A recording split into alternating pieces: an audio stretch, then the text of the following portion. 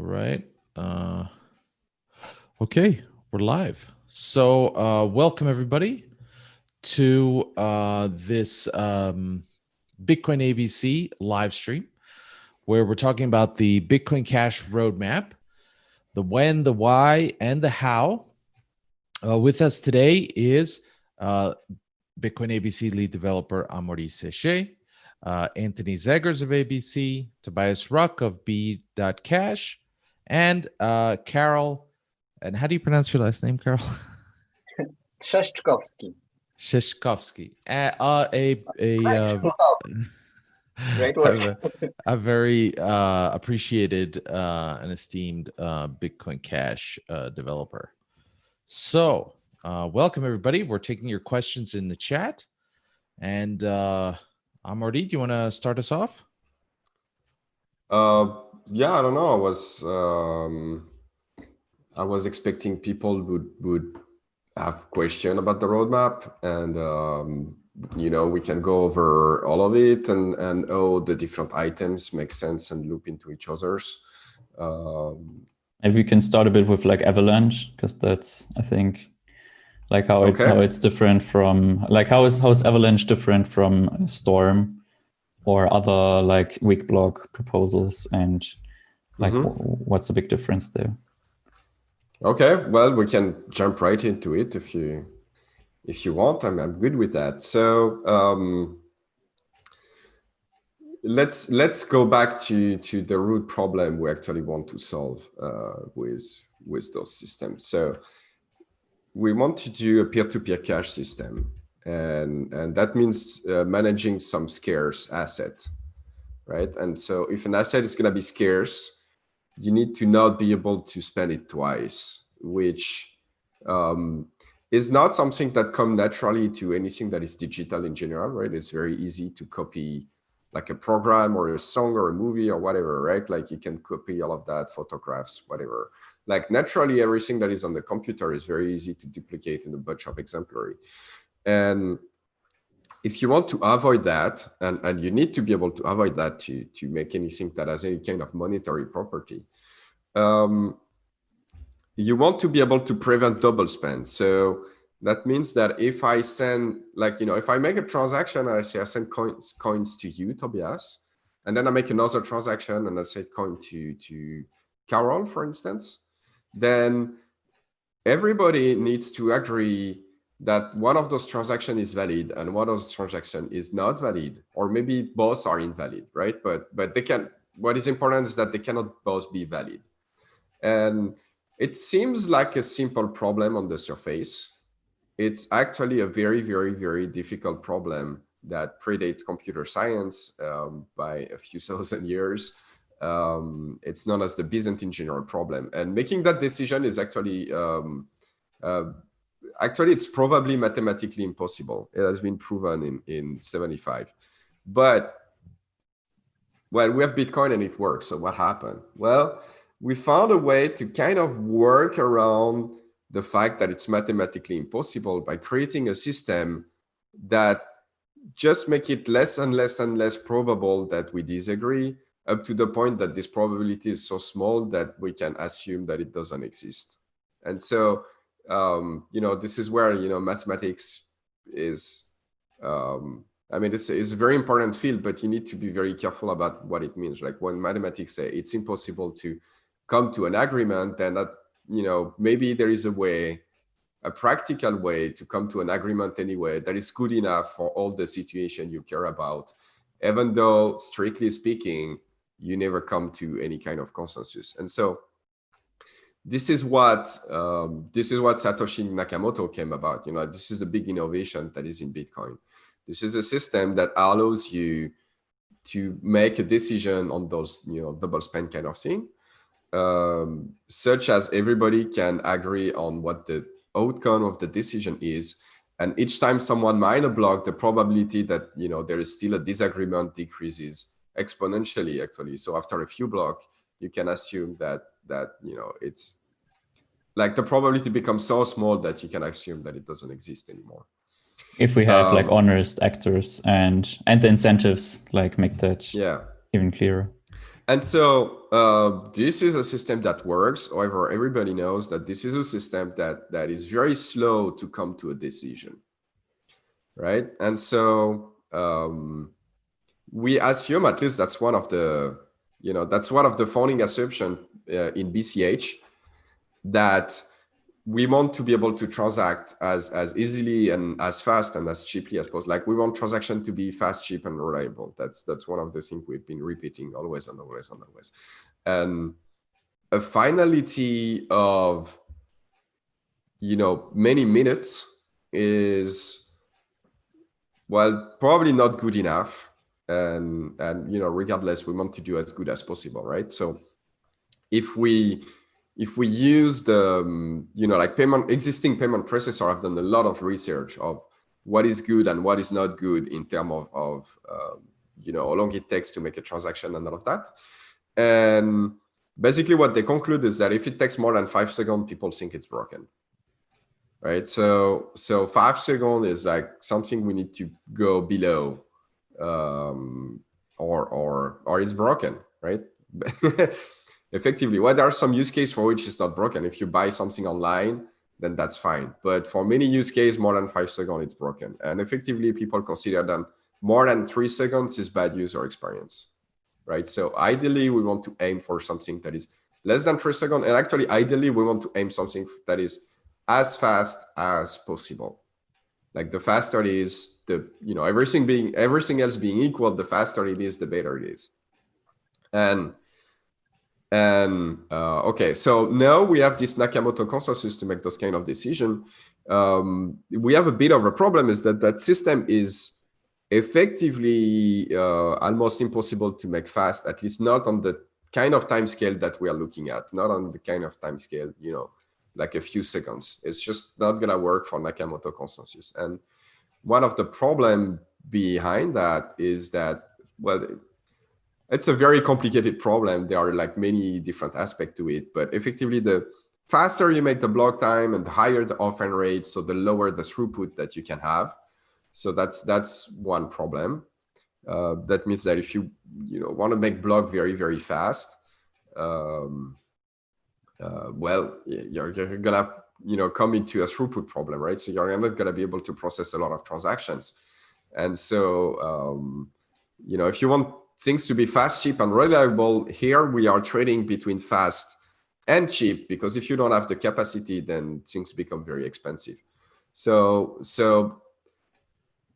like that's a bit like playing whack-a-mole. It doesn't really improve as per our stated goal. It kind of like improve on one side and make it worse on the other side. And so we need something else. Okay, and one of the second problem with that is that it's not possible anyway to go like below 3 seconds or something like that, because this is inherently a synchronous system. And so what does that mean? Is like you produce a block, you need to propagate that block to everybody, and everybody accept it and validate it before they can mine on top of it.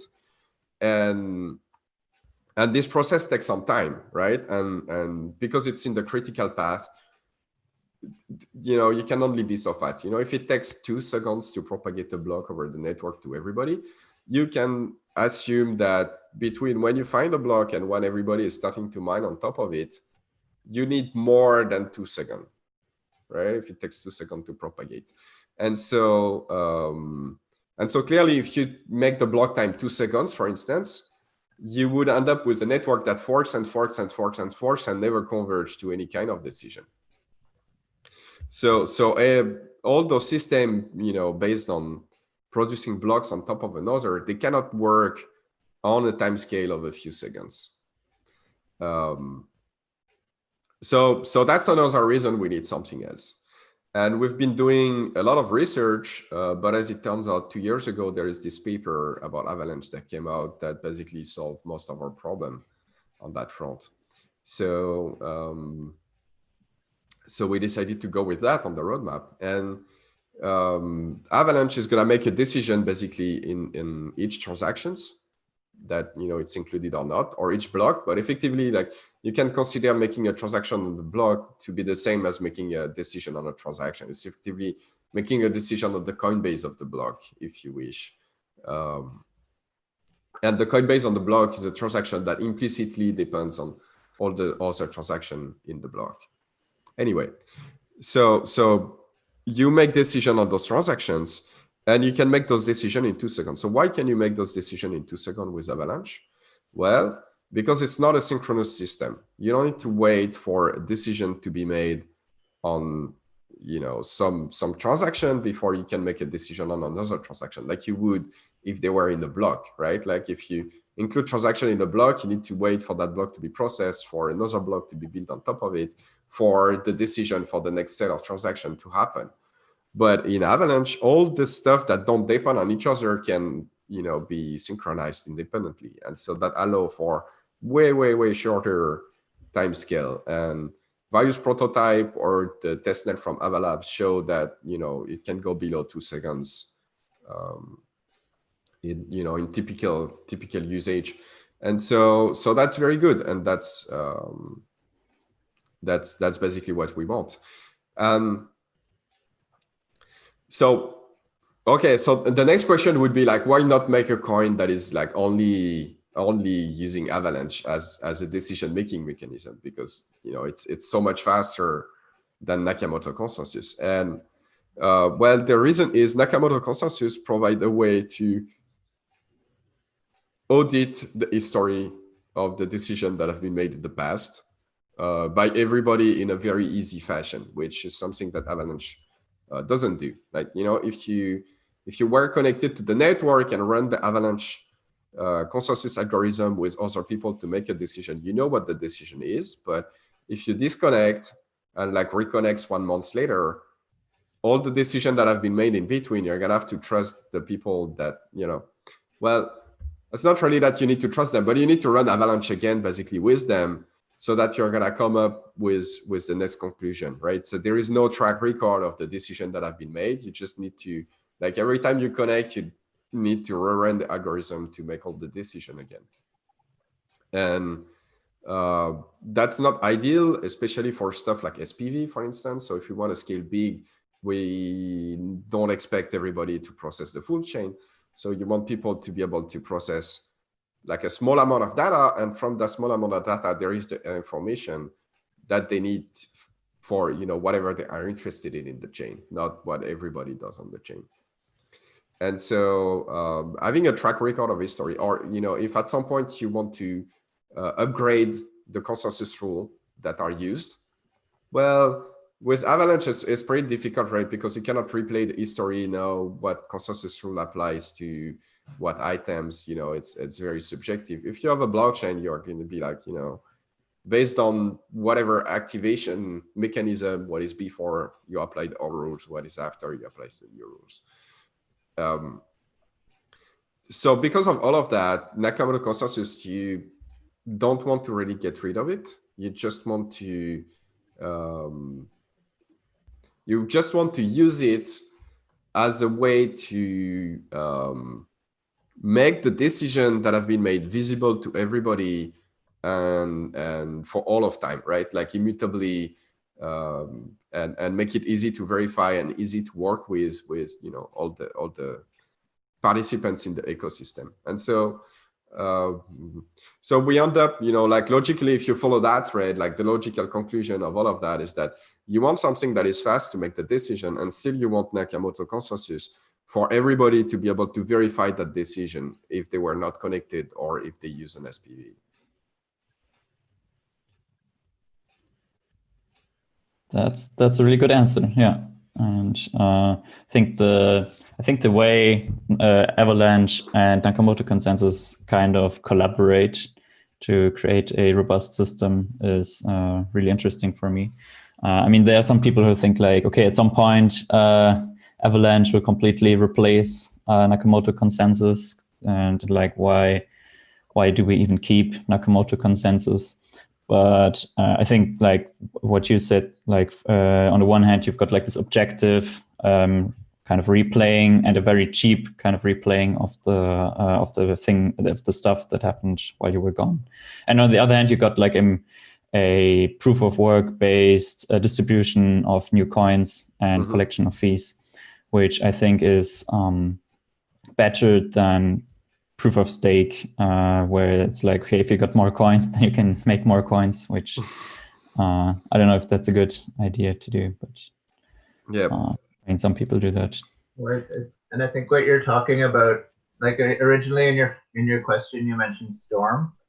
I think that's interesting when you think about like having these different properties, because yeah, like Storm, I guess it has an appeal in a way to people because it's kind of like taking the same concept we already have and just pushing it like into trying to make it faster. But if you think about it, it kind of makes more like that you're just taking like in a way it makes more sense to have something with different properties for the different tasks. You know what I mean? So like Avalanche is something that's good at.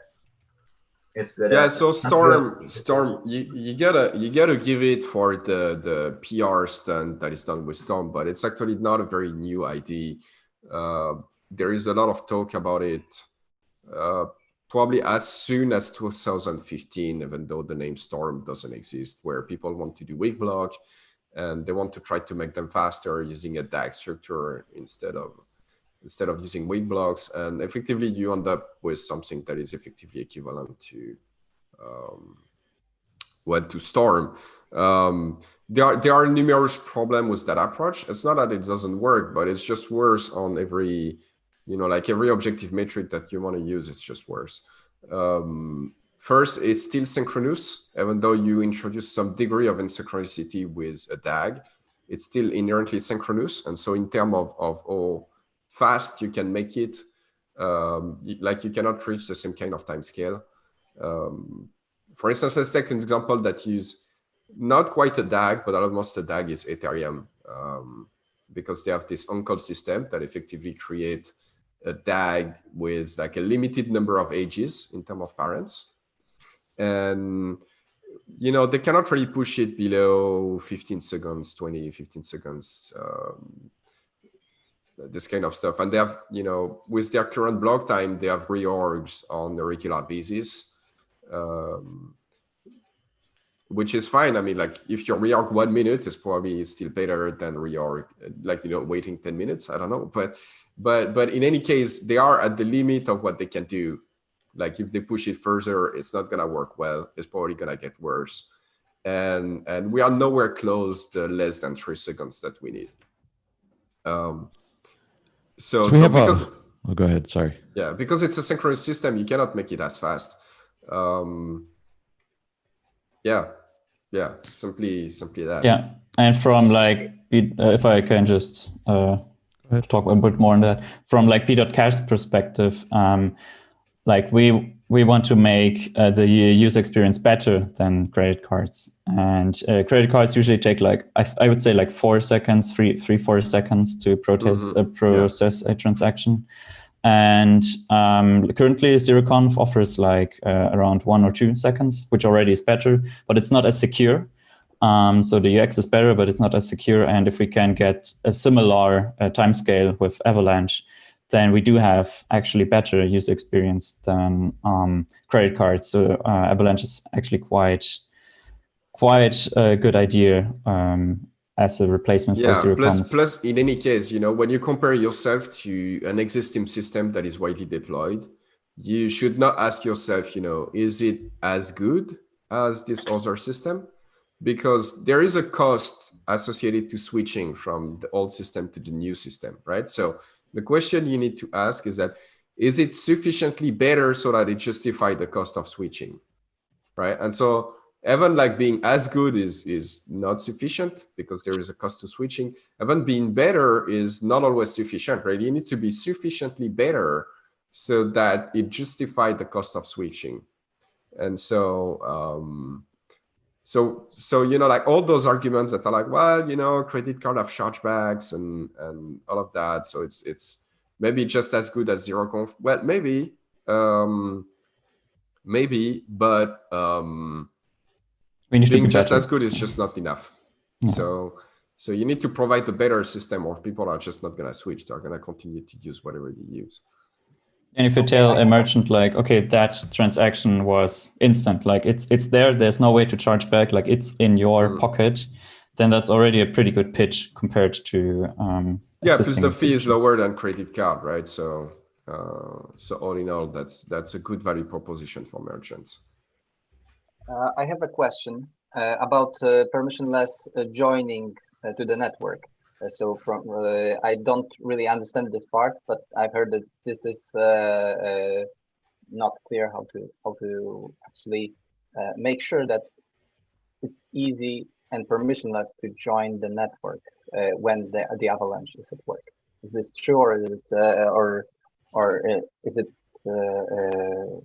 like still unsolved for our purposes? Well, so yeah, so Avalanche basically require Sybil protection mechanism, because otherwise someone can just spin thousands of nodes. It's not very expensive, and pretend that it's 1,000 different people and have way more weight in the decision. So you need some kind of anti-Sybil mechanism. The two main way to do that are considered right now are Coinage and Just Coins. And so anyone who has coins can participate. But even if you don't have anything, you can participate. But your voice doesn't have any weight, right? But you can still participate to know what the conclusion of the algorithm that is run by everybody is going to be, right? So you can, just like, you can run a node and don't have any miner attached to it. You're not going to produce any block, right? But you're going to receive the block that other people produce and be able to know what the result of the consensus algorithm is. Avalanche, similarly, you don't have to do anything with that Sybil resistant mechanism to participate, except for voice have literally no weight, right? Like you can just know what the result is. So yeah, you can do that if you just want to know. If you want to have any weight, it's going to be either Coins or Coinage at this point. People have discussed doing it with proof of work as well. One of the problems with proof of work is that you create an incentive for big miner to exclude other miners, right? So now you create a perverse incentive on the mining side of things, on the Nakamoto consensus side of things, and you don't want to be doing that, right? So yeah, the proof of work road has a bit of a perverse incentive, and this is why it's not considered as much today. But people are discussing Coinage and Coin very actively, and both are fine in my opinion. It's gonna be a story of bike shading the different parameters to find something that most people are gonna agree with, and that's it. Okay, Yeah. and go ahead. And also the incentive here. I want to ask about the incentive for making Avalanche. We can't just add another inflation. So are we considering something like a fee for Avalanche, or like a separate fee for my transaction to get Avalanched, or or just having a better coin is enough? I mean, we can't quantify having a better coin. So yeah. So right now we are not considering rewarding participating in Avalanche. So the bet that is being made is that various sectors in the ecosystem are going to have an incentive to do so, because they have an incentive for the network to work well, right? So if you're a miner, you want to make sure that everybody accepts your block, and you want to make sure that you know what everybody considers as valid in terms of transaction or not. So miner definitely have an incentive to participate. Anyone who want to accept ZeroConf also has an incentive to participate, because they are going to be able to make sure that their ZeroConf are secure. Exchanges, payment processors. I think Bcash would be one of those who would be interested in getting the validated. So that's the bet we're making, and if it doesn't work, then we'll have to reconsider if we want to have a fee for it or something. But right now it's not in the pipe. There's nothing like that is planned. I heard an idea that with a more advanced script system, for example, like Mitra, I think with Carol, he came up with the idea or something, that we could reward a random Avalanche participant, like you collect all the Avalanche participants, and then once the contract executes, you just send some random, not a random amount, but some fixed fee amount to some random participant, and then you have a lean system, but that rewards people, and it can be done like without changing any consensus rules, and it's just to like give a bit of a tip to people after they voted on your transaction. Yeah, if we notice that those kind of stuff become necessary, then we would have to work on those. But it's not clear that it's really necessary at this point. Yeah, so if it's not clear, we cannot quantify where the equilibrium lies. If it lies on the side of running a node or not running a node, you know. So having something that you can quantify actually. And well, but we know that today there are businesses today that deploy various nodes across the planet to take double spends and stuff like that. So those people are already putting resources into, making sure that all of that is secure on their end. So yeah, you should expect at least those people and miners to go for it, because it makes sense for them. Like, they are already kind of doing it, to begin with. Yeah. So my last question, I promise it will be the last. So, I think I forgot it. Well, okay. So never mind. Okay, sorry. I'll be sure to ask all your questions. Definitely. Yeah. But we have a question from the chat, Abufi. He asks, is there a serious possibility of inserting Avalanche as pre-consensus on Bitcoin Cash?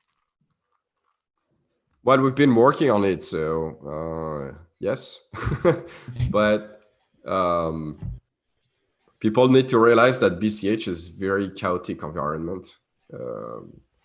There is, so there is not that much funding, and even the funding is like spread out into many different teams, and some of those teams are not cooperative, and so that makes moving things forward way slower than it needs to be. But we are working on it, and we're betting on making it happen.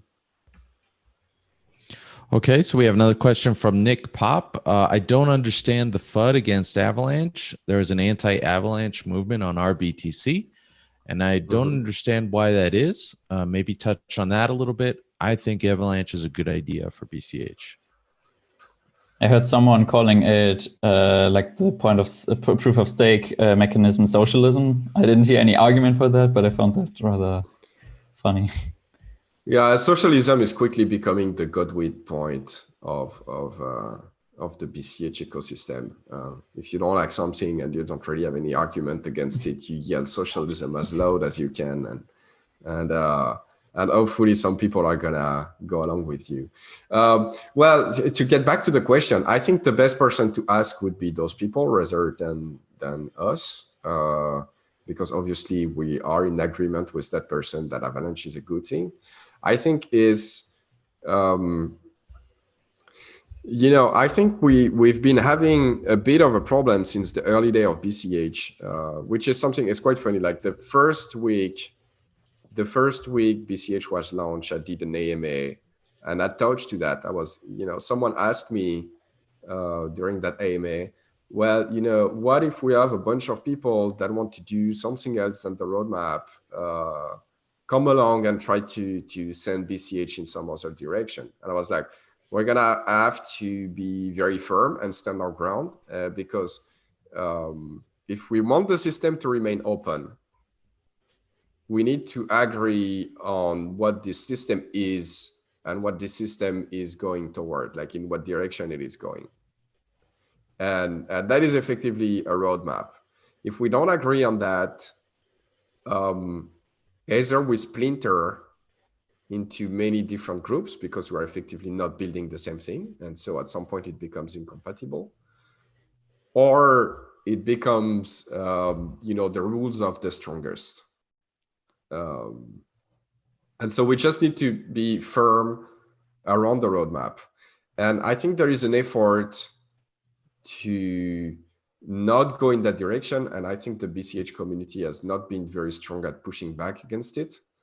And so right now, if you are an actor, I maybe should not say that, but if you are an actor and you are thinking to get more influence in the BCH ecosystem, but you know, like in a way that don't really benefit the ecosystem, like you want to do that for your own sake, you would just want to gain influence, well, you can create contention on point of the roadmaps and know you're an actor on the map, right? And so people are gonna have to deal with you now, and that creates a lot of contention, but that's a very good way to bootstrap yourself into an important actor in the space. And so people are doing it, and I think we have a bit of a it's a bit of a culture problem, right?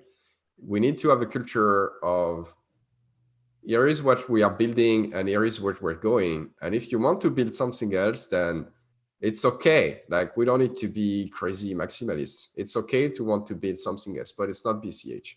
Because this idea that, you know, the more people and the more different stuff people are building is good is actually not good. Like, it's how you end up with a system that nobody knows where it's going, and every few years or so there is a huge crisis, because now people suddenly wake up to the fact that there is different groups moving in different directions, and those groups are now deeply rooted in the ecosystem, rather than just coming like, hey, let's change everything, you know.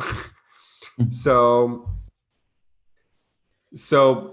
this opposition, like the way I read it is that this opposition to Avalanche is an emergent property of those cultural artifacts. Those cultural artifacts create an incentive to do that. I believe culture is the function of incentives, not the other way around.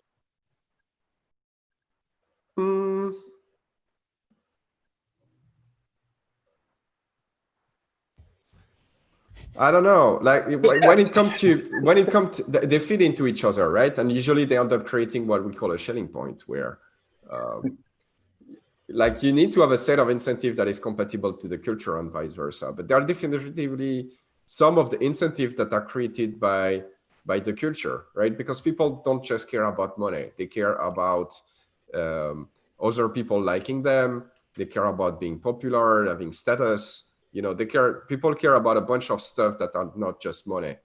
And so all those other stuff, they are being rewarded or punished by cultural norms that exist within a group. And so on that front, yes, but money is like pretty objective, and effectively you cannot, like, you cannot have a culture that strongly goes against the monetary incentive and expect it to work for an extended amount of time. That's very true. Question Like, from back to the Crypto. criticism. Go like, ahead.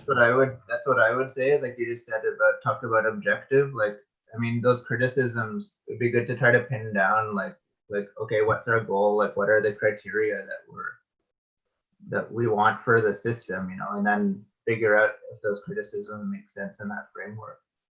Like this, a lot of the stuff I've seen is basically just saying, well, this is kind of different. It's not really Bitcoin or something like that. It isn't really, I don't think the argument really, like you should really say, okay, what's our goal? What criteria do we want? And does this fulfill it or not? Yeah, absolutely. And this is not just for Avalanche. Like, this is actually how you do successful engineering in general. You want to know, like, what is the problem that I'm actually gonna solve, and what is the yardstick I'm gonna compare my solution against to know if it's a good solution or not, right? And if you don't have those two stuff, then you have no way to make a rational decision about what you want to do or where you want to go. And so we really want to ask ourselves the question, you know, like, what is it that we're trying to achieve? And what is it that we're trying to achieve is fast, cheap, and reliable transaction and hard money, right? This is what we're trying to achieve. And so we need to judge any kind of solution based on that yardstick. So if there is a solution where we want fast, cheap, and reliable transaction, well, does this stuff improve how fast transaction can be settled? Yes. Okay. Does it, help make it more reliable or less reliable? Yes. No. Like this is the yardstick we want to judge against, because this is how we define our success condition. And yeah, but to loop that back to culture, this is an artifact of a goal-oriented culture, and goal-oriented culture are typically the kind of culture that achieve very much. You generally have three kinds of culture. Well, obviously, like every culture is unique, but three main categories of culture. You have culture that are based on goal, like we want to achieve that, and the interaction between people within the culture and the social norm are geared toward finding the best solution toward achieving the goal. You have status-oriented culture, and status-oriented culture are going to be culture that wonder about who should make the decision and by what process and what decision can be made or not, and whatnot. Those culture typically don't have don't have very high achievement, and yeah, because you end up caring about like who is doing what and who decide and whatnot, rather than do anything, and so so you don't end up with something very great. And the third kind of culture is process-oriented culture. So those are culture that care about what is the process to come to a decision, and then build the culture around that process. And usually those kind of culture provide something that is not efficient as goal-oriented culture, but very reliable and very stable over time, because it's not dependent on people doing things. Basically, like it's dependent on people following some kind of procedure, and you can replace those people by other people, the next generation or whatever, and they can follow the same procedure and get the same outcome, right? So those kind of procedure-oriented culture are very prominent in religion, for instance. So they create like very stable culture that can last for a very long time. And so most successful stuff start as, and company as well, like most successful company or religion or whatever, like anytime you have a group of people, you have a culture that emerge. What are the social norms that are acceptable or not in that group is the culture. What are the stuff that, the way things are done is also part of the culture. Usually very successful groups start with a goal-oriented culture, and as they become big and prominent, they move toward a process-oriented culture so that the stuff can be stable. Like, once you have achieved success, then you move to the process-oriented culture so that you can maintain that success over time. This is what you see successful stuff. And the status-oriented culture is very parasitic in nature. So when it gets too big, the group tends to collapse. This is what we see with identity politics all over the world right now. Is like the prototypical example of that. It's like, well, you need a woman president. Well, no, but you need like actually a black woman president. Well, actually, you need like a black trans woman, disabled veteran, that went in space and that have a criminal record. And so suddenly, like very, very quickly, things become completely impossible because the rules becomes more and more Byzantine, but the rules are not about achieving any kind of result or following any kind of process. It's about how you put where based on criteria that have nothing to do with what they are supposed to do. So this is a parasitic culture, but it always grows. Like there is always a force because there is an incentive for that, right? And the incentive is, this is a way to achieve more influence in the system for people without, either going through the process, if you're a process-oriented culture, or achieving, being a high achiever in the goal-oriented culture. But if you are none of those, or you don't want to do those, you want to take the shortcut, you are going to push for narratives that are successful in status-oriented culture. But when they become too big, you observe like a lot of human misery very quickly. Well, Hey. the status-oriented culture in BCH might also be seen as a culture of those announcement-driven, how we call it, announcement-driven development. And I believe it happens because signals is what market reacts for. Is because we are the community is incentivized to bump the status of some, I don't know, achievement, development, because it will make enough noise for the price to pump, right? So yeah, but I don't think this is true, right? Because the price is not pumping.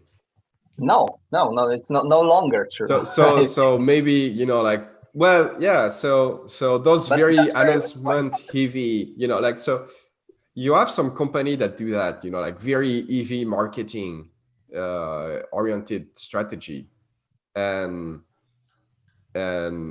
it tends to work very well, but not for very long. Yeah.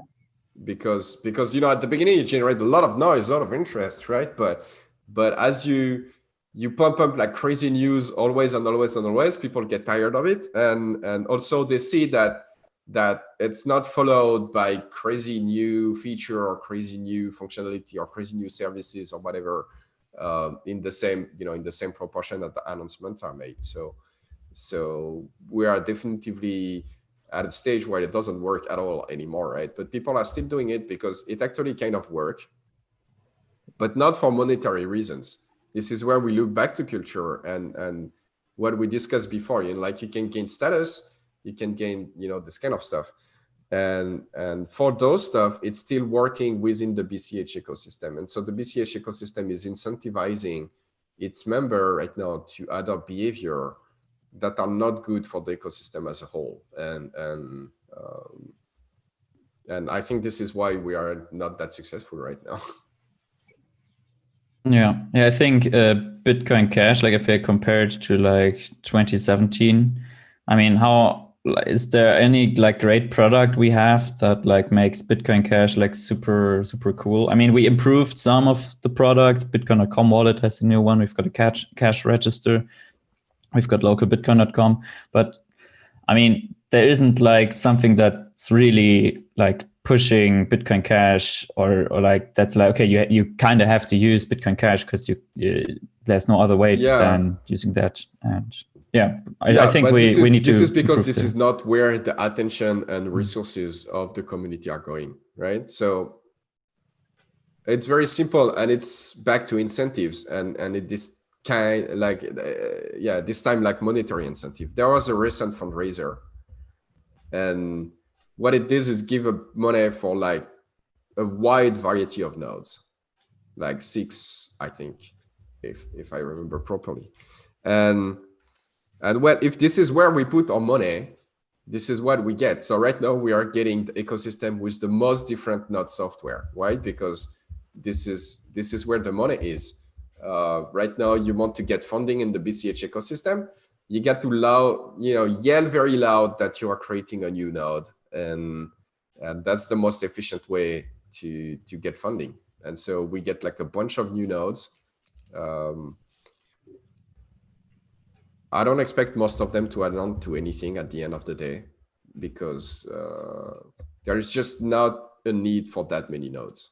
And also, as you point out, this is not what is creating like great new product that people are gonna come. So let's take a metaphor.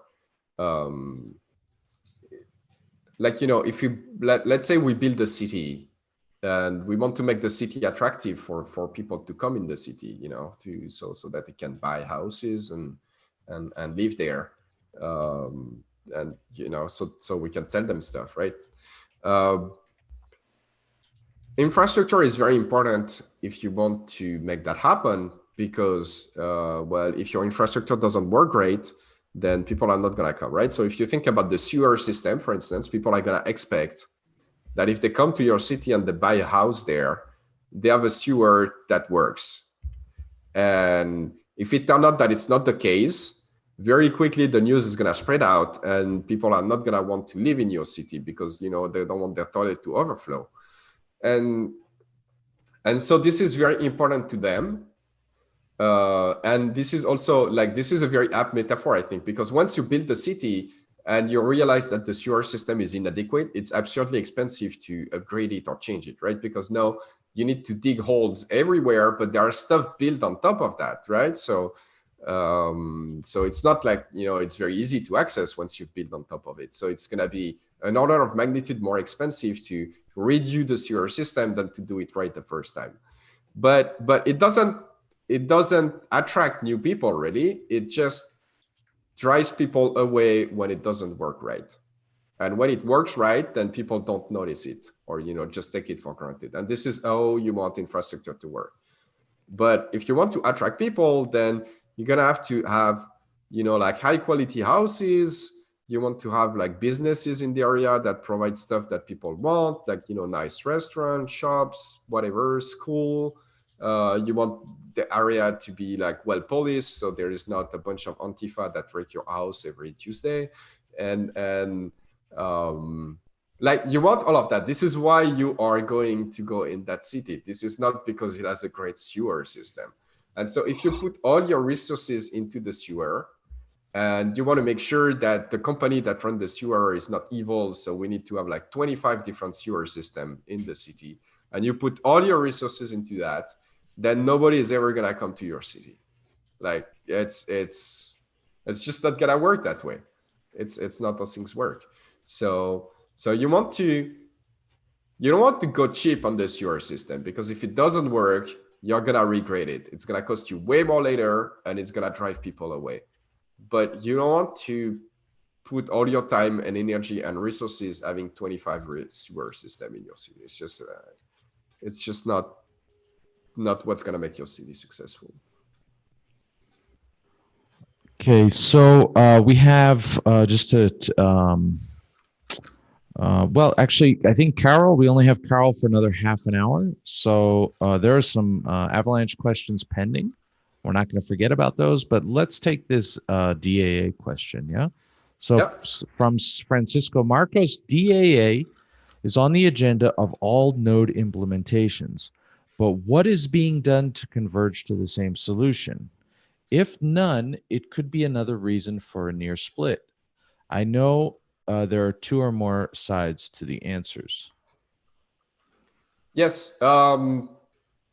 Well, I gotta say congratulations to Carol, because he's been working on that and has been collaborating with everybody. Unfortunately, he is the only one. And so I fully expect this stuff to turn out into like a giant problem and possibly a fork, because if people are not cooperating on something that is consensus related, or if just Carol, it's like the reality is like, Carol is a great guy, but he's just Carol, right? Like you need the attitude that he has to be prevalent in the ecosystem. If people are busy throwing faces, like virtual faces at each other, then it's not gonna converge toward the solution. And so that's an actual concern. That's absolutely a concern. I've been talking recently, and I've not been the only one, about the fact that there is a high risk that we see a split again, not because I want to split again, but because exactly the contrary. I want people to realize that we are in a situation where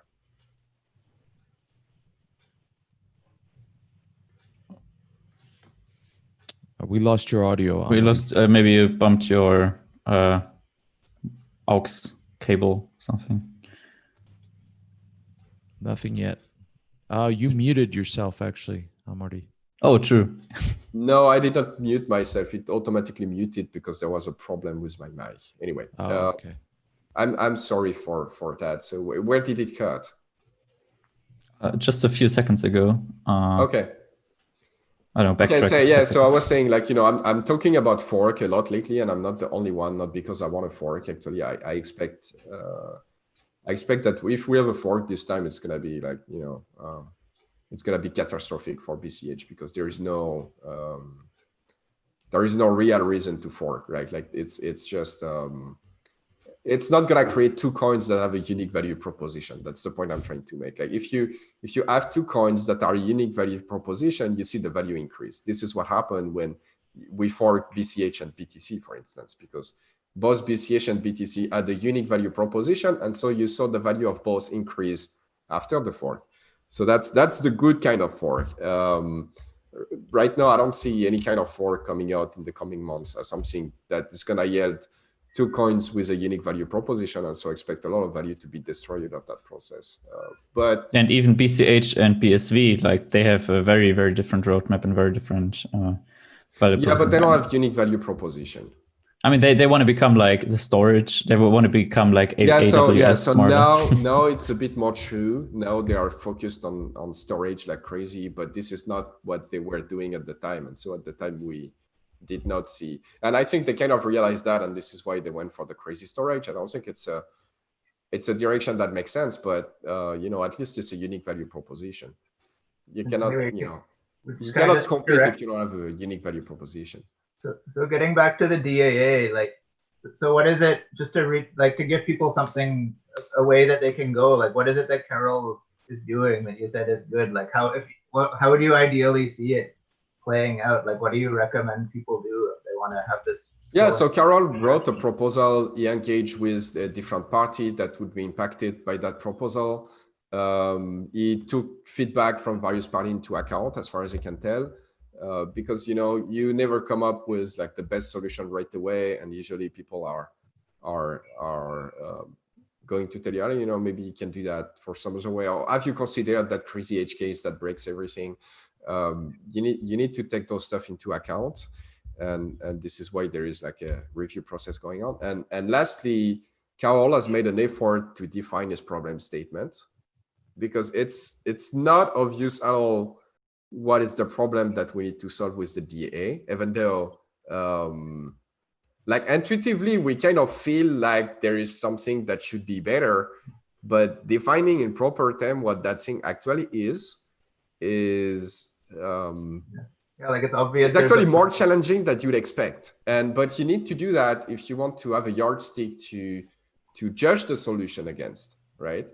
Because well, if is the solution, is the problem that we're trying to solve having more regular blocks, like every 10, is the ideal situation 1 block every 10 minutes? Because if we go that road, we can do RDT and maybe reconcile with Avalanche and have 1 block very close to every 10 minutes. But there is a lot of downside to that. And one of the downside is that you're going to have everybody mining at the same time with as much rush as possible. When we reach the 10-minute mark, we're going to see all the SHA-256 hash mine for like a few seconds, find a block, and then leave every 10 minutes. Maybe this is something that we want, but we're going to have a crazy high offering rate if we do that.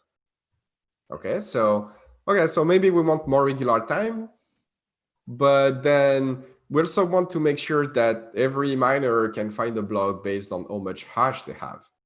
Well, then this RTT solution doesn't work great anymore, right? Does it, right? We need something that is memoryless now if we want everybody to find block based on how much hash they have. Well, but then you find yourself back to the Poisson distribution that create blocks that are, widely different in terms of time. Like, you can have very short block, very long block, a lot of variance. Well, all of that is like not quite obvious actually, and it's very important to define your term very specifically and the problem that you want to solve very specifically. And maybe Carol want to speak, like I'm speaking. Yeah, I tried reading the article by Carol, but it wasn't like super. I didn't like get what the innovation behind that is. Maybe you could, Carol, maybe you could explain some explain it like M5. What's the big thing behind the new DAA? I think you've written. I think it was the other article. I think you think about the other article I read because there were 2 actually. Oh.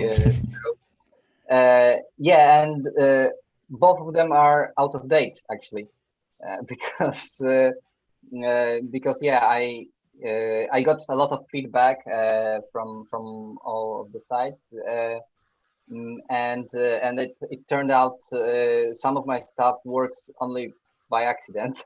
So So I spent time to figure out what was this accident and why does it work, and well, it works well, and well, such Yeah, maybe you can explain like what's like the cool shit on the new DAA. Well, I'd rather start with the consensus about DAA, but about the part that about controversy, potential controversy. So people I cooperated were basically uniformly enthusiastic about the change, and yeah, I'm sort of an outsider of any community, like of any of the Node community, and so so there's little contention from what I see about it. Maybe there will be, but I hope not. I think the most important thing is agreeing on those requirements, those things that we actually are aiming to do, because when we have this measuring stick, right, then we can reach the consensus based on merits instead of be this goal-oriented culture instead of the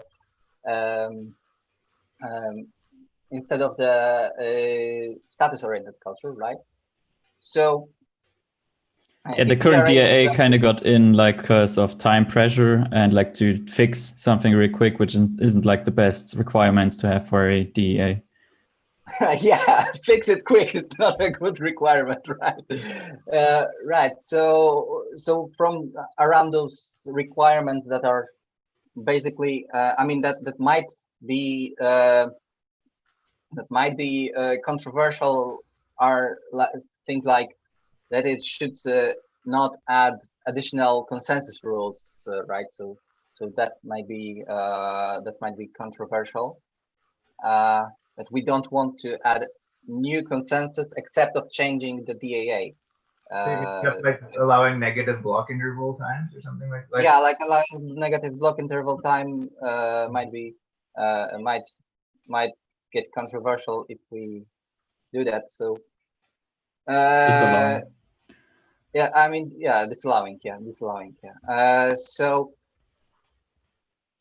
So for me, it's basically a measurement problem. So my background is a mathematical physicist or theoretical physicist. So for me, it's a measurement problem and not a competition between different algorithms that might appear. And to have a solution, it's not to have choose the best horse. It's just do it correctly. It's like quantify those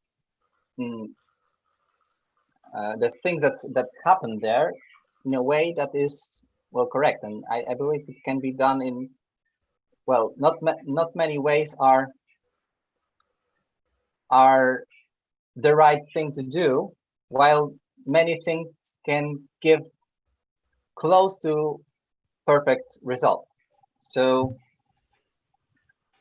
so I have like I'm not sure if you're trying to introduce like make a big introduction, but I think like for me, I kind of understood the exponential thing where it's like exponential like adjustment, but they obviously have the problem with the negative times. So how does your proposal differ from the exponential thing that I already know about? Yeah, so previously my algorithm relied mostly on averaging time separately from the entire DAA formula. It was like a separate variable that we hold in the memory. It is derived from solve times, and then we plug it into our main equation for DAA for difficulty, and this guards us from those from those from problems with the negative timestamps up to the point where you'd have to be able to basically perform a 51% attack over days or months to even mess with it. So so just that I get it correctly, instead of averaging block intervals, you make an average of the block time. Is that correct?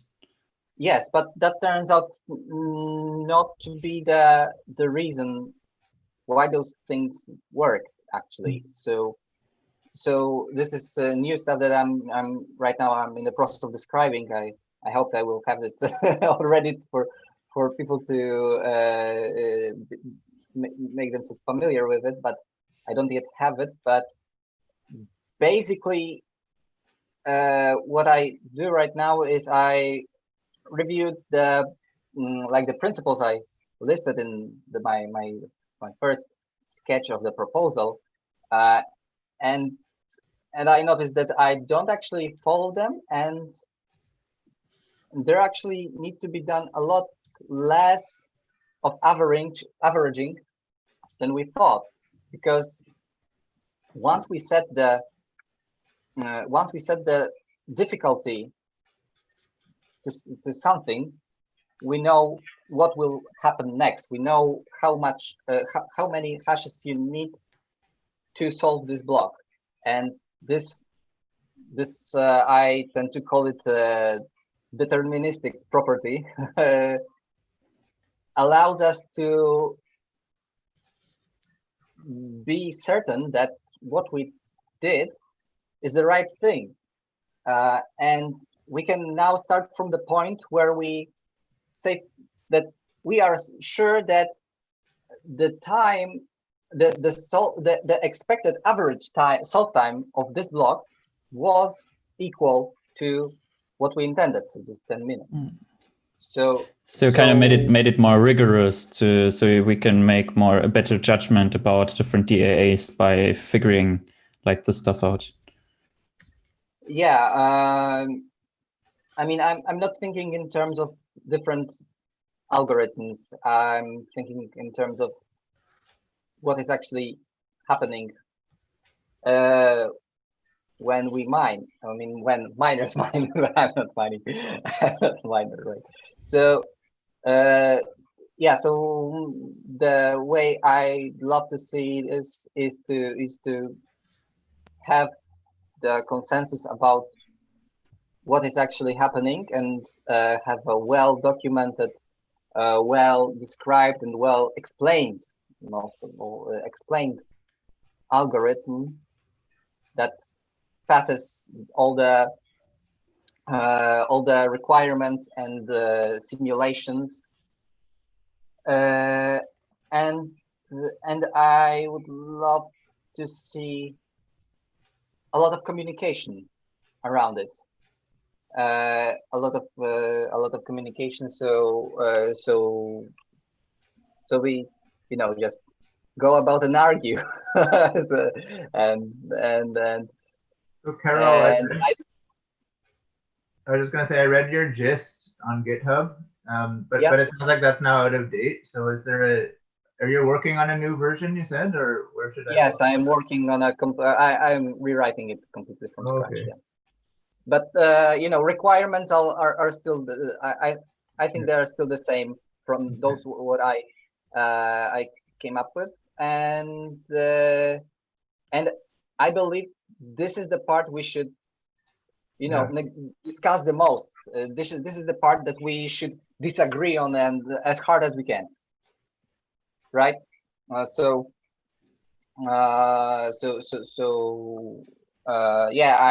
hope to be some kind of messenger, maybe going back and forth between many different people. So because I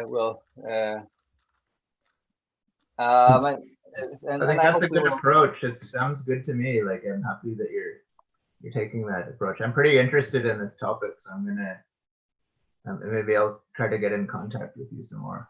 I read your gist and your other stuff, but it's good to hear. I didn't realize you were working on a new version, so that's good to hear. Yeah, I didn't announce it otherwise than just talking in different Telegram groups. So yeah, so yeah, I'm working on a new one. Yeah, this one performs pretty well, but not as good as it could be. So we have a question from Free Trader. Would ABC be prepared to participate in a public process to select the most suitable DAA algorithm? BCHN is prepared to do so. All right, so if BCHN is prepared to do so, I strongly recommend that they start participating. There is a difficulty adjustment work group. They can join, it's open. So if they're ready to do any kind of serious work on that front and not just announcement-oriented programming, they can go in the work group and make that work there. I would also point out that choosing technical stuff by popularity context is an incredibly dumb way to do things. And we've done that. We've seen that in the past, right? So the way we ended up with the current DAA was that after the fork, I knew that what we had was not good, right? So I said to all the people working at the time on the protocol, hey, we need to work on the DAA. And effectively, nobody did anything until we made a proposal. And at some point, like, people waked up and started proposing all kind of crazy stuff. Almost all of it was broken, maybe except one of the alternative proposal was not broken, but all of them were broken. And then everybody started to engage in a shooting match to try to convince the public that their broken solution was not broken. And this was an extremely stupid process. It did not end up with the best DA that we could at the end, because, well, there was no like proper review process and proper improvement like Carol is doing right now. And so this is an incredibly dumb way to do stuff. But we have a work group, and in the work group, anyone that is interested in that question specifically can join, which ensures that there is a high signal to noise ratio. And if they want to do something, and if they want that to be public, they can do so. And this place has been there and open for many, many months, or if not like more than a year now. So they are free to do so anytime if they want to make good on their word and actually behave the way they say they want to behave. We are waiting for you guys to actually do something productive for once. Where can people find that work group or the link to it? There is a workgroup repository in the bitcoincash.org GitHub with link to all those work groups, but I'm sure many of them are already in the work group. They're just not participating because, you know, they want I don't know. No, I should not say what people want, but what they do is not aligned with what they say they want to do. That's for sure. So it's in the bitcoincash.org GitHub. Is that what you said? Yep. Okay, excellent. I can find the link if you want to put it in the show notes or something. Yeah, that would be great. Anyway, instead of like the question seems like it's basically trying to turn this into some kind of like contest between. Well, yeah, the problem is that it's a loaded question, right? It's like, will you do a popularity contest with us because we don't want to follow any kind of proper scientific process to choose that thing? And I mean, that's retarded, and that's politics at its finest, and that's how you never get anything done. That's how you create a status-oriented culture, as we talked earlier. But yeah, but anyway, like getting back to Carol, like I'm like very interested in this topic, so I'm happy to engage with people, like, and to try to, especially like I like the approach you're taking, Carol. I think that makes a lot of sense. So I'm happy to try to, like, I've read your GitHubs and stuff, the gist and all that, but I guess I haven't really given you feedback yet. But I think you're going down a good, like, it's like just the approach is good, so that's a good start. Okay, thanks. I actually separated like the requirements and the proposal to two parts. The part with the part that is concerning just the technical aspects of adjusting difficulty to what we can do best, and the part that addresses the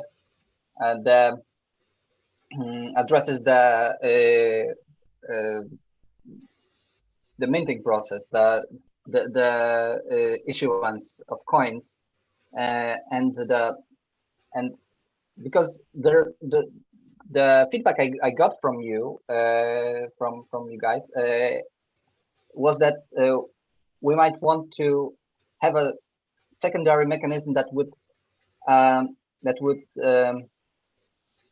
make sure that we are actually following the promise of 21 bitcoins in a certain 21 million bitcoins in a certain period of time. So there is a proposal for DAA and the target adjustment algorithm, and they have different purposes and different merits behind them. So is your idea to basically evaluate a bunch of different proposals according to against these metrics, basically? Out there, like there's the ACERT one that Mark came up with. Yes, ACERT is one that would address the. Like that one's good at keeping the issuance. Address the issuance, and but I proposed the secondary algorithm that would just adjust the target, and it can be done on any of the algorithms, and there is an issue if it should scale with how far away we are from Genesis or not. Because it is possible to do it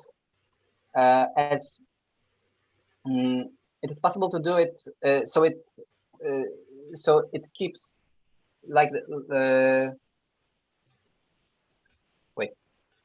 it's possible to do it to go back to the schedule with the same corrected drift that's already happened, you mean, basically?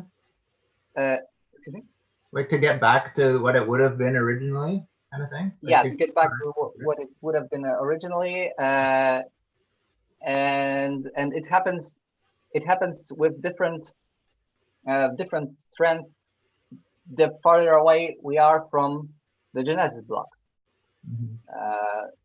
That's what would happen with ACERT as well, if I understand it correctly. It can be modified to be less sensitive. We can keep the sensitivity constant, and I described it in this second proposal. And yeah, I believe those things should be considered as well, but I think that those are separate issues connected to this change. Yeah, that makes sense. Interesting. Do you know how, is there any funding behind, doing the DAA, or do you just do it on your free time, like that? Carol? Yeah, right now I'm doing it on my free time, but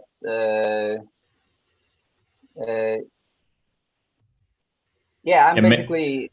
Maybe you could drop your Bitcoin Cash address somewhere, and we could I don't know if that's a good idea, but I certainly would like to contribute at least somewhat. I'm shy. I'm shy outside now. Yeah, I have some people reached out to me to fund parts of this process, especially the requirements part and research in this direction. Yeah, that's the entire story. Cool. We have a question from the chat from Blaze. Is it planned to eventually go back to the original DAA once BCH has the most hash rate again?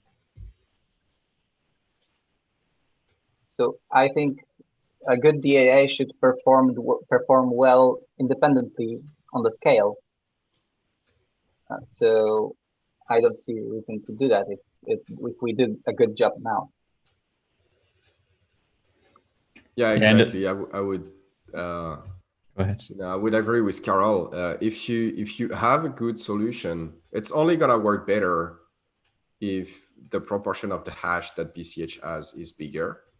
And if that's not the case, then it's probably not a very good solution to begin with, and we should not adopt it. Which means that if we find ourselves in a position where we have the majority hash, there would be no reason to change. I mean, like those changes tend to be pretty expensive. Maybe not in terms of money always, but in terms of synchronization, the whole ecosystem. It's always like you don't want to do change just for the sake of doing change. You want to do change because they solve a problem. And in that case, it's not clear that it's going to solve a problem to do that. This is another example of like what's the requirement, and I don't think there's any characteristic of the original DAA that's better as far as I can tell, other than it's the original one. Some people like. Yeah, and also what people forget, like even if Bitcoin Cash becomes the majority chain, there might still be some part or like some people that want to like fork off, and maybe it's not even contentious, and then they don't have to change the DAA again because it's like already built in. Yeah. I mean, it kind of seems like the problem to solve when you're the majority is not as difficult of a problem. So pretty much any old crappy DAA will work if you're the majority hash. So, but yeah, that's not a good thing to. Well, BTC actually drifts a bit. Oh yeah, yeah. So it's a bit faster than like the schedule, like slightly faster, right? Yeah.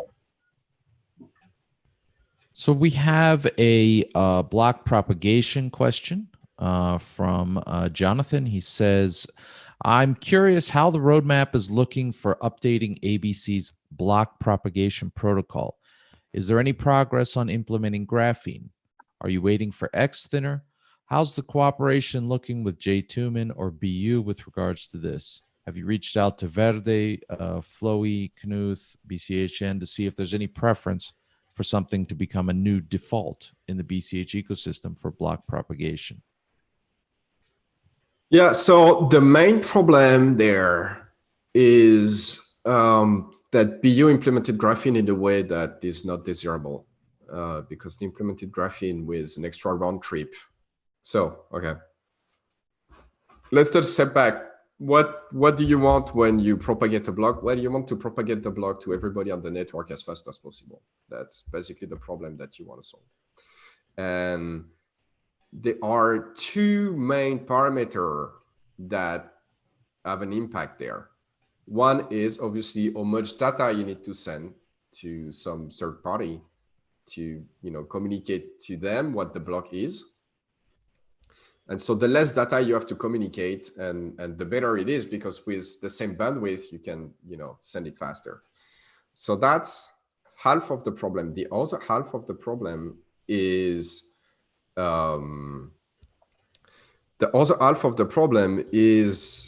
the time to first byte, right? So when there is a new block, your node is going to tell to the other node, hey, I have a new block. And the other node is going to answer, hey, okay, I don't have that block already. Can you send it to me?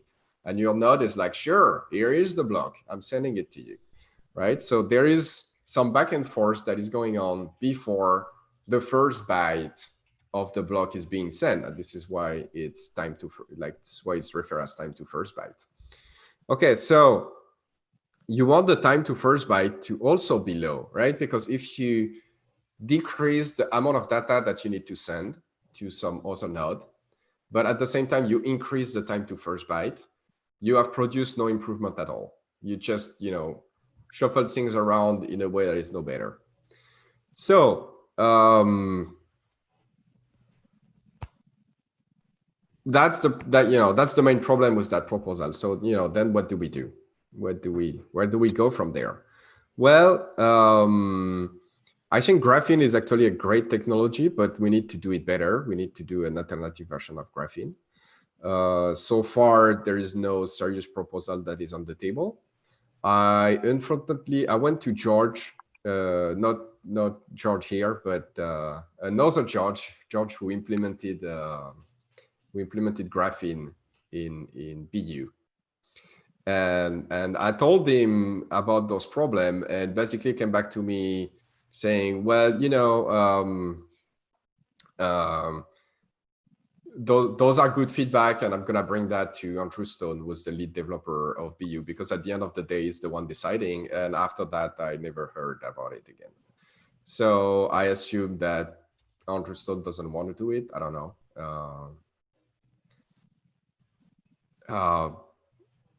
So as far as I'm concerned, this proposal is dead in the water, right? That's a bit of a problem, but that's how it is. And so, well,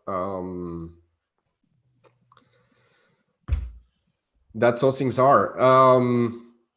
Now, do we want to do something else? Yes, absolutely. We want to have a technology, but at the same time, this is not the #1 priority right now, because, well, simply because our blocks are not that big right now in practice, right? And so unless there is someone that is sending a ton of spam, this is not actually a major problem that people are having on the network right now. So given the resources that we have, they are limited.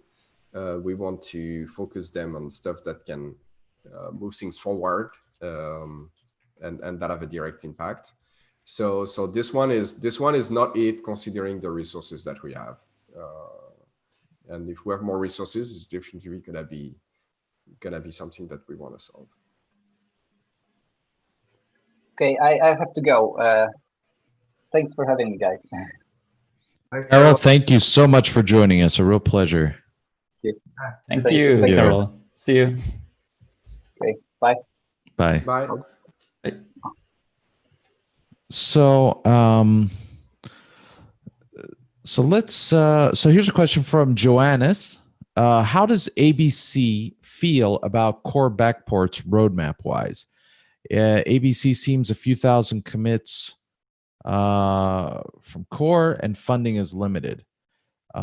Any hopes of catching up, or is catching up on backports mostly in vain? That's a very good question. It's not in vain, actually. Right now, we have increased our effort to backport stuff, and so right now we are catching up with core. So that's a good thing. This is absolutely important that we do so, and the reason is they fix a ton of bugs that may not affect people, but when you develop new stuff, you run into those bugs, and if we have to deal with all of them, by ourselves, it's just not gonna work. It's bound to, it's bound to create a lot of problem for everybody. And they create a lot of refactoring, right? So it's not like we can cherry pick a few things that we're interested in. You kind of have to take as much as possible, because, different parts of the code start to depend on each other very quickly. And so you end up, in a situation where if you want to backport that stuff you're interested in, you want to backport this and that and this other stuff. And so we kind of have to follow them. And the only way we get out of that is by having enough resources to build a team that is comparable in size with the team of Bitcoin Core, right? And if we can do that, then we can move forward on our own, and we are just, we are fine, we're good, and we can go our own way and do our own stuff. And this is the ideal situation for BCH, I think.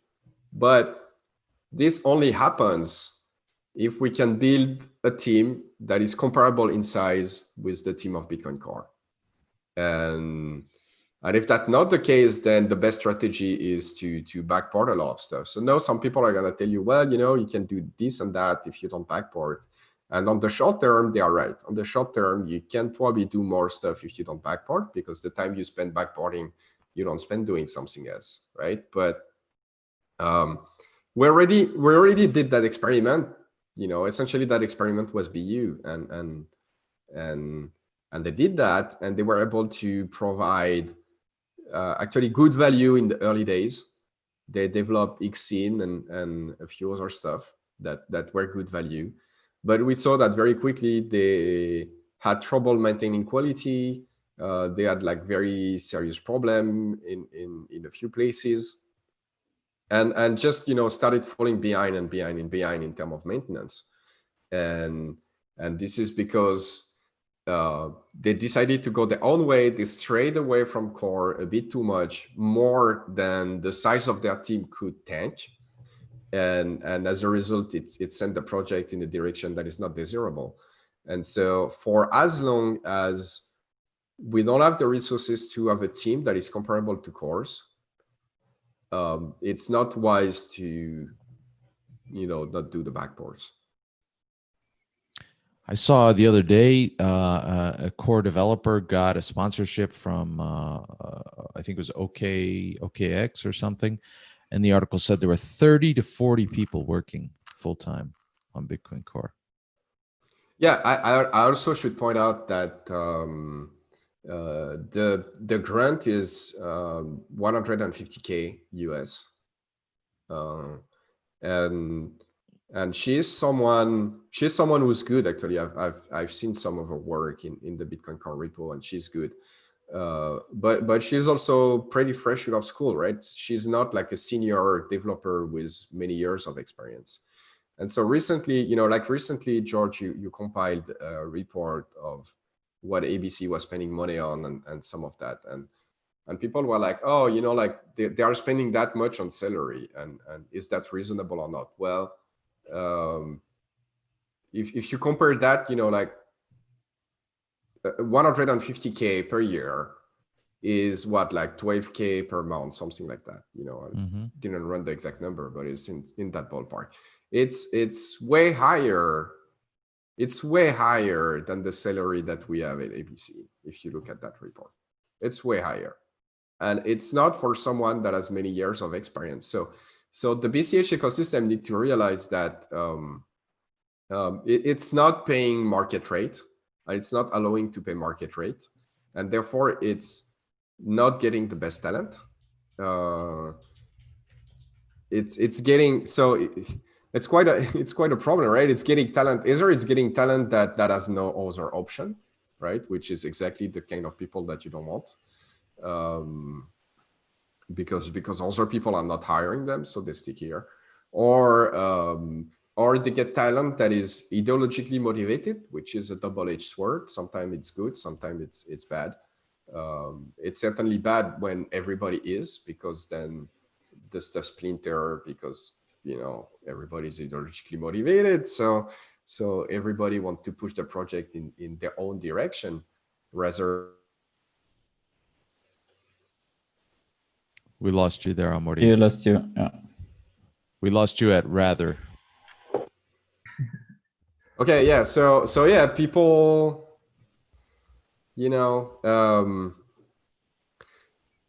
people who are ideologically motivated, if you have too many of them, they are working on it not for the money, not to achieve the stuff, but to achieve what they want, what their ideological motivation is. And so you end up with something that's splinter more and more. That's the point I'm making here.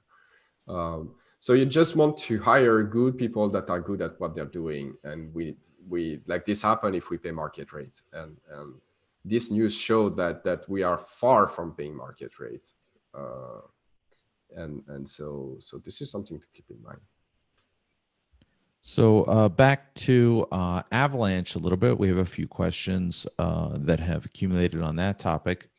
One from Emergent Reasons. Amaury said on a previous live stream, quote, Avalanche is something where all the answers are available and figured out, and it's just a question of manpower to integrate, end quote. We were sent to the snow globe spec when asking, but all the answers are not there. If not there, could you tell us where to find all the answers? Yeah, so I think it did not really understood what I meant by that. The fact that all the answers are available doesn't mean that we made a decision on every single point.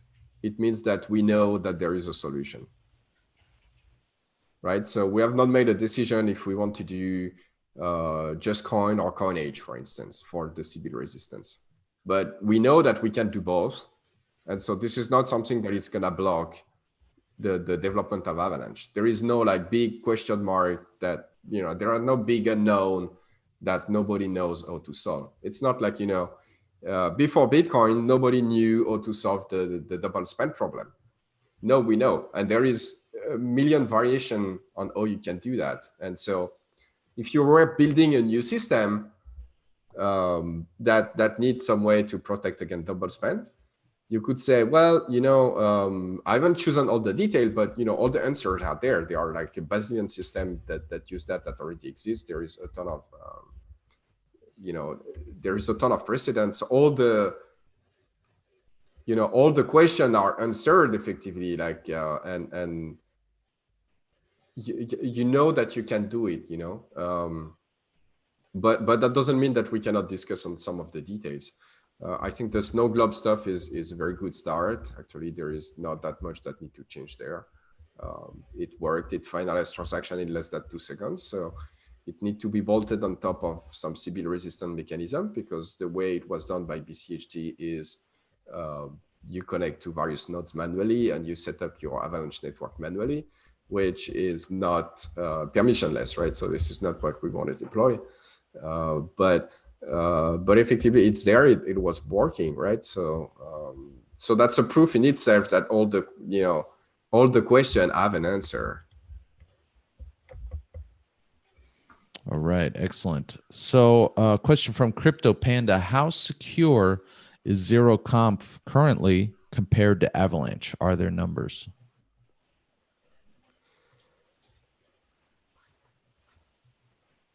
Well, there are people that have made tests in the past to see how successful they could be doing double spend, and using the right techniques, people have been able to successfully double spend ZeroConf up to, you know, with like up to 20% success rate also. This is not a definitive number. And why is not a definitive number? Because it depends on many parameters from many actors on the network, and those are changing all the time. And so the actual number, like if you do the experiment right now, you are gonna find different numbers because miner join, miner leave, miner change the configuration, and those affect those numbers. But you can see already that for someone who know what they are doing, the success rate can be pretty high. I mean, like 20% is pretty high. And if someone who is technical, who know what they are doing right now, can do that, it means that in a year or two or whatnot, if we don't have a solution, and if this project grows, someone can package that technical solution into a product and provide it to users, right? So you can imagine, for instance, I do a wallet that can do tentative double spend automatically. And if that succeeds, I get a fee.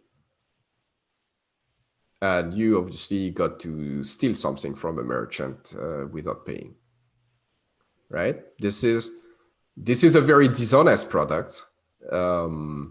This is not a product that I plan to do personally, but the incentives are there to build such a product. And I fully expect someone that is not as ethical as I am to do that in the future if, you know, the network grows and this problem is not addressed. So we need to expect this kind of stuff. I mean, you cannot just hope that everybody is going to be honest and base your security assumption on that, right? Like the system is secure as long as nobody attacks it. Is not what you want. It's not a secure system. And so so you want Avalanche. So Avalanche, it's no better than Nakamoto consensus before it makes a decision, right? But the main difference is that it makes a decision less than 2 seconds rather than more than 10 minutes, which is a huge difference for all practical matters, right? So for like 2 seconds, you have the same chances of making a double spend work as you would have today. So probably 20% with the right techniques. However, after 2 seconds, and it's not like, it's actually not before after, it's like over a period of 2 seconds, more and more people are going to make the decision that the original transaction is the original one and the other one is not the original one. And so within 2 seconds, it becomes not possible to do it anymore at all. And so 2 seconds is an acceptable amount of time to wait for a payment to be finalized. And so I expect the difference in practice to be absolutely huge. It becomes impossible to double spend for all practical matters. Maybe except if you want high frequency trading or whatever, those are gonna be different. But for all human to human interaction, it makes effectively zero conf impossible to double spend. I'm kind of curious if Tobias, if you have any comment on that, because like I'm guessing, but because you're doing a payment processor basically, like yeah. Like, so to me, like one of the things is it just seems like a pain in the neck to have to deal with, like figuring out zero conf security and all that. So yeah. Yeah, absolutely. So currently I just like rely on zero conf. So I get the transaction out and hope for the best, which I think is what most wallets are currently doing. And then if they do get double spent, then it becomes a big mess. So another option would be what Omri already mentioned, is to monitor the network, which would probably be the next step, where it's like, okay, I spin up as many nodes as possible, as distributed as possible, ideally connected to every single node on the network on some level. And then whenever there's a new transaction, then I notify the merchant that, hey, somebody made something bad. Then there are double spend proofs, but I mean, that's pretty much the same as monitoring the network in my view. And of course, there are options like to cooperate with miners. So to make some kind of agreement where it's like, okay, please, like this is, please send me your mempool or something like that. But that kind of like goes against decentralization, I guess. I think that's what what's it called, from Hand Cash. I think they're doing something like that. They have miner ID, but yeah, I don't think that works too well, especially as a minority chain. Like, what if the miner you signed an agreement with gets pushed off the chain? So that doesn't really work. And of course, there's always like miner bribes, especially if you do it covertly. Then a miner doesn't really suffer the costs incurred by double spend, like only a very, very tiny amount. And especially if it's if they can just switch mine and not care about BCH. And if that becomes lucrative, then the miner share will rise in BCH, but it'll become unusable pretty much. And so that's a concern. And yeah. And for that, I guess Bcash could have some of their own miners that are basically, let's call it mining at a loss. But due to the transaction fees generated, it actually makes sense to mine that, which I think might happen in like the long run if BCH doesn't pick up in price, but who knows. But all of that could be solved. Like this whole rant could be like, oh yeah, or we just do Avalanche and we have like none of these issues like at all. And I just integrate like at each phone or like each point of sale system on like on the brick and mortar store is connected to Avalanche, and whenever and how Bcash works, the transaction isn't sent to the network and then it's received by the merchant. Instead, the transaction is sent over to the over to the merchant, and then the merchant broadcasts it to the network. And there, the merchant can easily be like, okay, yeah, let's track if it's getting double spent, or if there's something bad happening, and yeah, that's the way Avalanche plays into Bcash. Okay, thanks. Yeah, that makes sense. It was actually interesting you mentioned minor bribes. It just reminded me, like, I recall correctly, I think the research showed that it actually, at the time, that was like almost 2 years ago now, but that I guess the minor bribes actually did increase the chance of the double spend being successful, which is a bit surprising because like the default, if you just run the Bitcoin ABC. Yeah, it did increase, right? Yeah, it did, yeah. So someone Yeah. like someone had like put code in there to like actually Yeah.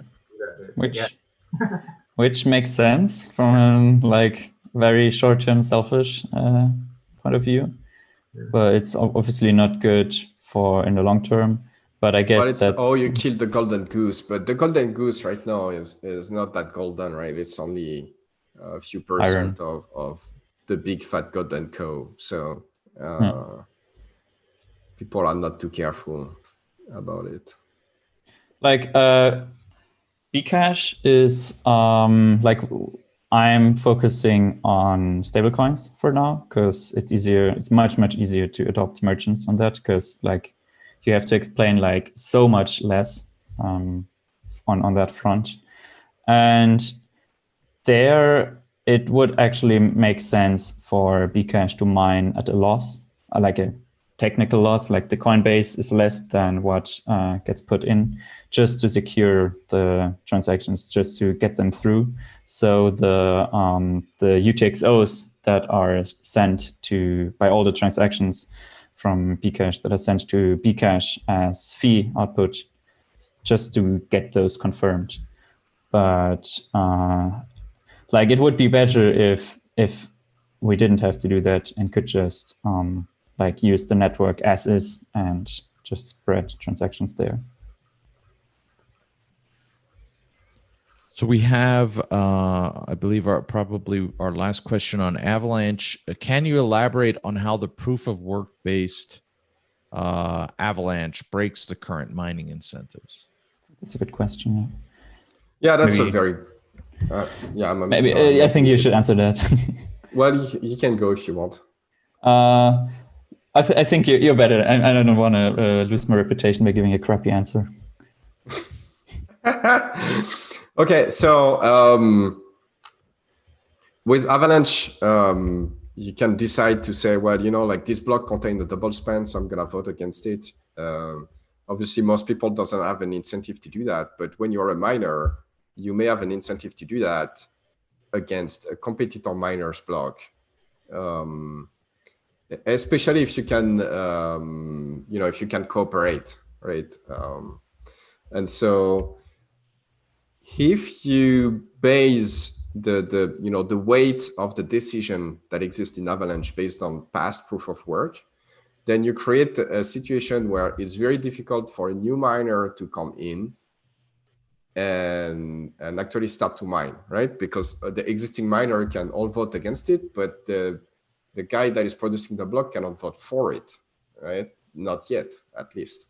But never if it's never included in the chain. And so as a result, you effectively transform the system into a permission system by the miner. I think we should start a flip starter for Amory's mic. Yeah, your mic. Hey. Yes. You're back. Yeah. But I don't know. Like, yeah, it seems like there is a problem with the driver of my microphone. Anyway, so yeah, so I was saying you create a situation where you effectively make mining permission by the existing miners. So when you introduce the system, there is a set of existing miner, and this set of existing miner now become able to accept new miners or not. And so and at no cost, right? Because if they reject as a miner, then their hash doesn't count in the difficulty adjustment, and so effectively it comes at zero cost to them. Whereas it's different in the current system. They may risk to, if they decide to not include another block in their chain, they may risk to be orphaned and lose money. So that would allow them to coordinate this kind of stuff without risking losing money, which is pretty bad. So you effectively make mining permissioned at this point if you do that, and we don't want to do that. My camera is doing some disco action, but that's just the brightness adjustment. I don't have a disco in my office right now. But yeah, so we have a question for Tobias Mitra. What's going on with that? Oh yeah, so like it's going extremely slowly, mainly because I don't know, things are kind of contentious, and I don't want to like add to the spice. And also, I'm focused on Bcash right now, but I started like some free time, like the little free time I had. I was like, okay, yeah, let's put some into a like super simple, minimal viable product or minimal viable toy product, whatever you want to call it, to kind of figure out like what should be the end goal. So what kind of stuff should we put onto the roadmap so we can get it into BCH. And for that, my plan is to have a Python thing, like you have like a I don't know, a command line thing where you where you can issue transactions in it, and it just stores it into some database. But you can try out different things like tokens. I think that should be the first one, like have miner enforced tokens with the smart contract idea I envisioned, and then maybe some I think what also would be very important, cross-chain verification. So for example, verifying BTC block headers, I think would be very cool. Maybe Ethereum block headers would be possible. That would be super cool, like to have some cross-chain communication to try that out. And yeah, the initial version shouldn't be like super reliable and super stable. It should like it'd be possible to try to experiment. And I think once I get something where people can like try it out, then yeah, then we could make some progress on like, okay, what's actually required? Is this like, for example, we add I don't know, some kind of new field or some kind of mechanism. Is this really helpful? Or like, for example, in the old transaction or the current transaction version format, we got the sequence field, and maybe Amaury knows what I'm talking about. Like has been historically kind of useless. So we repurposed it for other things, but usually people just set it to like all bits set to kind of disable it. And yeah, I think we should be like more considerate and be more experimenting with like, okay, what's actually necessary to have in there, what's a bit useless, and so forth. Yeah, and so currently there's a small work group for Mitra, and I published it's also on bitcoinresearch.org, I think. That's the address, where I published basically like the instruction set, because one big thing on Mitra is having a new bytecode, basically, new set of opcodes, which are much more capable than the current ones. Or at least they're not more capable, but they make much more sense. Like they have deterministic costs. So if you run it, you know, okay, this costs 5 Satoshis or something to execute. I don't know, like for example, a hash. Or if it's just an addition, then it just costs 1 Satoshi, or like, I don't know, 1/10 of a Satoshi, whatever gets settled on. And that's currently not possible in script, because one function could take pretty long, or it could like run pretty quickly.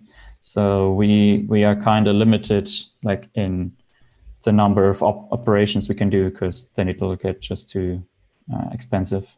So that's a big thing in an instruction set. And yeah, I think that's a pretty good intro to the state of Mitra. Maybe you guys have some questions, or some of the viewers. Excellent. I think it's perfect just the way it is. I found the BitcoinCashResearch.org link on Mitra, and I dropped that into the chat for anyone interested in that. So I think now the topic turns to automatic replay protection. Michael asks, what's the main reason against removing automatic replay protection?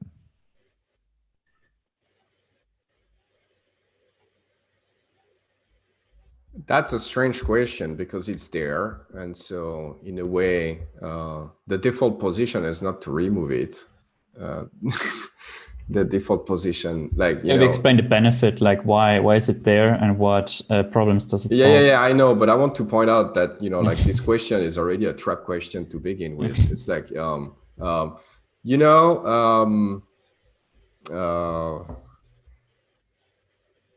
like, I don't know, what are the advantages of not beating your wife, you know? Or, it's, well, there are strange assumptions that you're baked into, like, you know, if you have to justify that you're not beating your wife, you're already in a strange place. But anyway, we can explain the benefit of it. So what is replay protection? Well, if we need to understand what is replay first. So when you move coin on a network such as Bitcoin or any Bitcoin derivative, you send a transaction. And a transaction is a message for the network that say you take those coins here and you send them to that other place. Fine. So now there are several Bitcoin networks. And so one thing that you want is, if I make a BCH transaction and I say, well, let's send BCH from there to that other place, I want to make sure that if I have BTC in the same place, they are not going to move as well. I'm not going to send other coin by inadvertence. And this is what replay is. So when you can have replay, it means that I can take a transaction that exists on one network and replay it on another network and have it be valid. So when we fork between BCH and BTC, for instance, we introduce replay protection, which means that if you move your BCH right away, you had no risk of losing your BTC, and vice versa. If you move your BTC, your BCH stays safe. When BSV forked, for instance, they removed the replay protection, and which means that a lot of people were very confused about what were going on, right? And it was very, very difficult for everybody to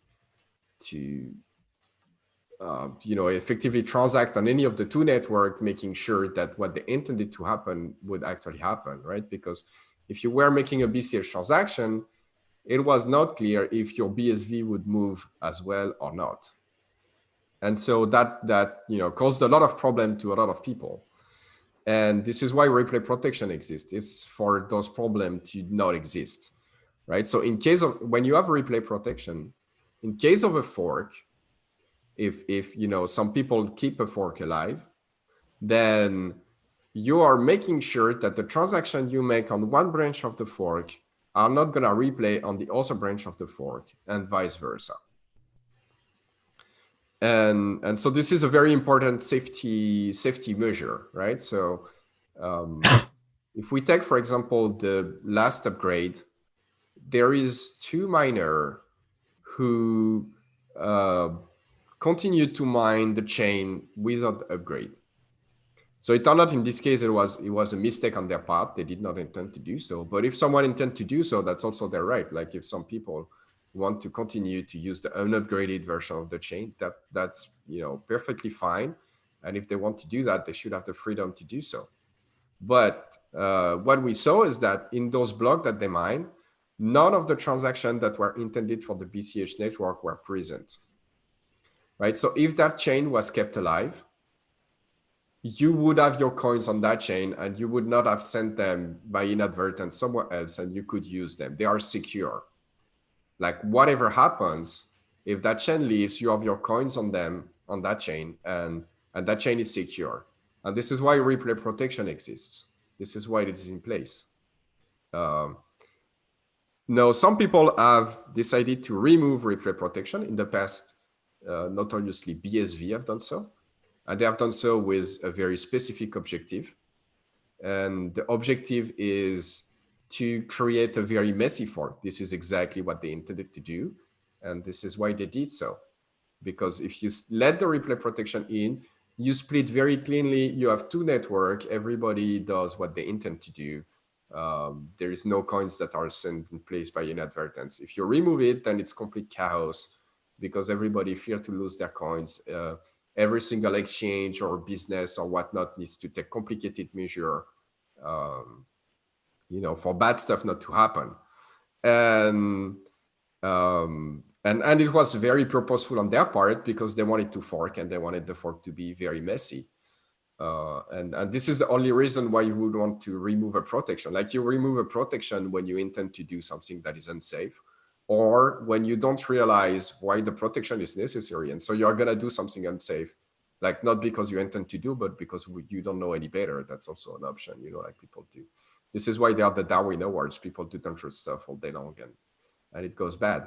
But in any case, the protection is there to protect your coins. If you have BCH, it's there to protect your coins.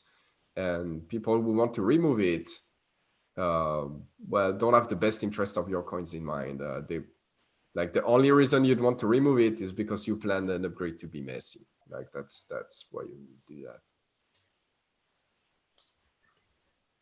So another question on that topic is why are some people calling automatic replay protection a poison pill? Where does that come from? This is a classic poisoning the well, fallacy. Or it's not really a fallacy, but it's like a dishonest argumentation technique. You just, like poison pill sounds very bad, right? So it must be bad. And why would those guys want everybody to be poisoned? Well, there's no poison. It's just a safety measure to keep your coin safe in case of a split. That's what it is. And you really want that. You really want that, unless you want to lose your coins during a split. Yeah, like it's kind of a weird thing. Like it's basically like if you want to not do the not do the upgrades or whatever, like then like basically what they're doing is saying like, okay, we want to maybe not follow the upgrade schedule or something like that. But that's not really stated. Instead of actually like, not like it doesn't make sense in the context of like, okay, if we're upgrading every 6 months, and we're all trying to stay in consensus, it doesn't make sense to remove it. So it makes you wonder like, well, there's some other motivation maybe, like, but that motivation isn't like the reasoning for doing it is like that's what should be explained. Like, whereas it's kind of like, yeah. Anyway, sorry, I'm not articulating it very well right now. But yeah, it seems like there's like some other reason for it. So we should like figure out what. But I don't even know if there are reasons for it. Like, it actually doesn't matter. When people do stuff, the result are the same regardless of the reason, right? Like, if I climb on. No, you're gone. Your mic is gone again. You made a very heroic pose, but the energy kind of lost after. Is it back? Yeah, yes. No, it's back.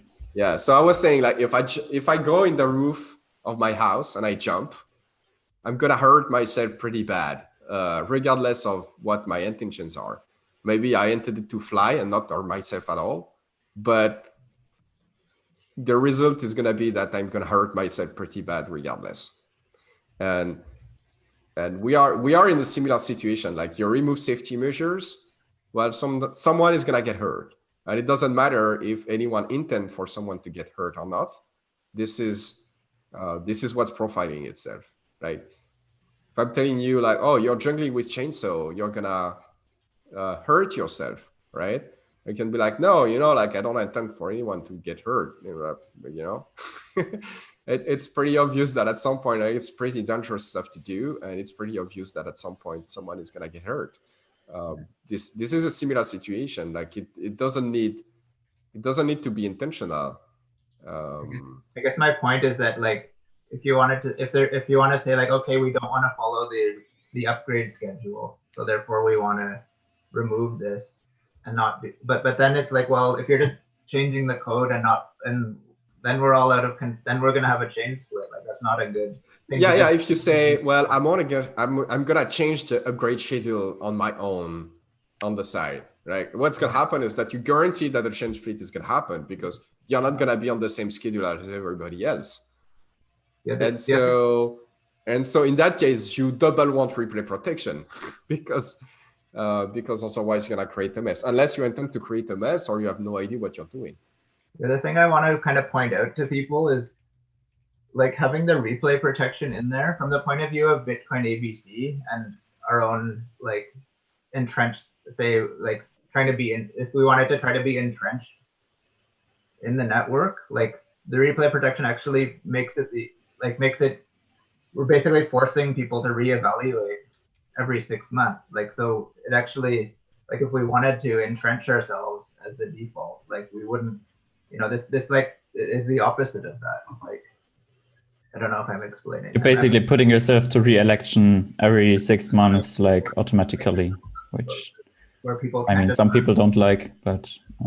And I think there has been some people who say like, oh yeah, this node doesn't have replay protection. All these nodes, for example, BCHD, I don't think has replay protection, and Verde doesn't have.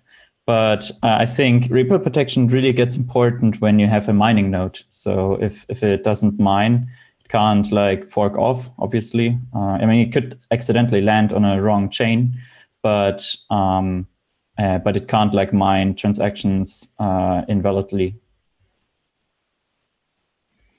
Yeah, exactly. This is not gonna create a messy split unless you mine with it. And so if you present yourself as a mining node and try to serve the need of miners and all of that, you want to be serious about this kind of stuff, because if you are not, a lot of people are gonna lose a lot of money.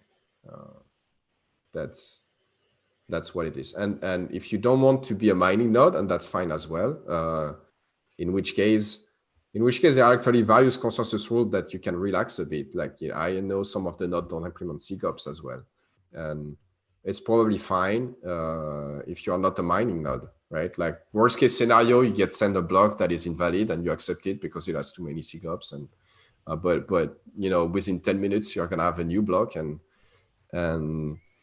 you're gonna snap back on the right chain, right? So the worst case scenario for a node that is not a mining node is just that for 10 minutes, maybe 20 minutes, you are gonna have a wrong view of the world, and then boom, you're gonna snap back into what is the right view of the world. And so that's an acceptable risk. Like some people may be okay with that risk. I mean, it's not a critical risk for many people running nodes. If you are mining, then you are gonna split, and you're gonna create a very messy split. So that's completely irresponsible, I'd say. There's actually. Go ahead. Yeah? No, go ahead. Sorry. Yeah, that doesn't mean that nobody can do it. Like obviously BSV did it, but in my opinion, what BSV did was extremely reckless and irresponsible, and caused a lot of people to lose a lot of money, including themselves. I mean, if BSV would have split clean from BCH, I think BSV would be more valuable now, and BCH as well. And this is people like Kraken wouldn't have like blacklisted them. Yeah. I mean, I think it would have been better for everybody involved. Even BTC, right? Because we saw the price of BTC tank as well when the hash rate came, and probably because of uncertainty with the SHA-256 hash, and mine at the loss and all of that caused also drop of value in BTC, right? So it's just bad for everybody. So I would be very, very careful. I mean, we have precedent. We have precedent about what happened when people go in that direction, and so I would be very careful about that. And we need also to be careful about great discourses because, as I pointed out, like what people do is what have consequences. It doesn't matter what the intentions are. It's very clear that today the intentions are not the same as BSV, because we don't have like a conman that pretend to be Satoshi out there saying that we need to remove replay protection. So the motivation is different, but the action is the same, and the result of identical action is going to be identical results. There's actually a statement from the BCHN representative on WeChat that basically lays out that, when, at a hard fork date, when essentially, ABC kind of, moves on to the next, whatever the next hard fork, that they intend to, that discarded network, that was kind of left behind, they intend to keep that going, and that they will consider that the real BCH. So this was posted on WeChat yesterday. So I have not seen that. So I want to be very careful here, because if someone actually posted that, that's effectively a declaration that they intend to split. And so I would like to double check that before, saying anything about that. That's pretty important. But if Sure. that's accurate, then everybody needs to be aware that effectively they intend to split, and they tend to split in a very messy way, and this is why replay protection was removed. And I think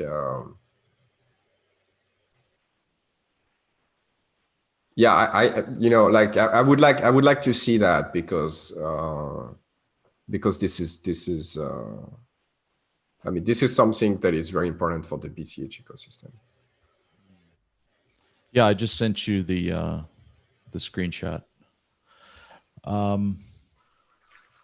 So we have a question from Kieran. He said he would like an explanation on how replay protection works if some of the other nodes don't implement it. Yes. So there are various operations that you do when you sign a transaction. And the way replay protection works is that it tweaks some of the parameters that are used to compute the signature. So effectively, the signature ends up being different on different networks. And so one transaction that is signed for one network becomes invalid on another network because the signature would have to be slightly different. And so you have to re-sign. If you want to do the same transaction in two networks, you need to re-sign the transaction on the other network. And so that's basically how it works. So what happens is that we know what is the schedule for upgrade in BCH. And the next upgrade is November 15. We know that. And so the current version of the software that are released are set to automatically activate a replay protection on November 15.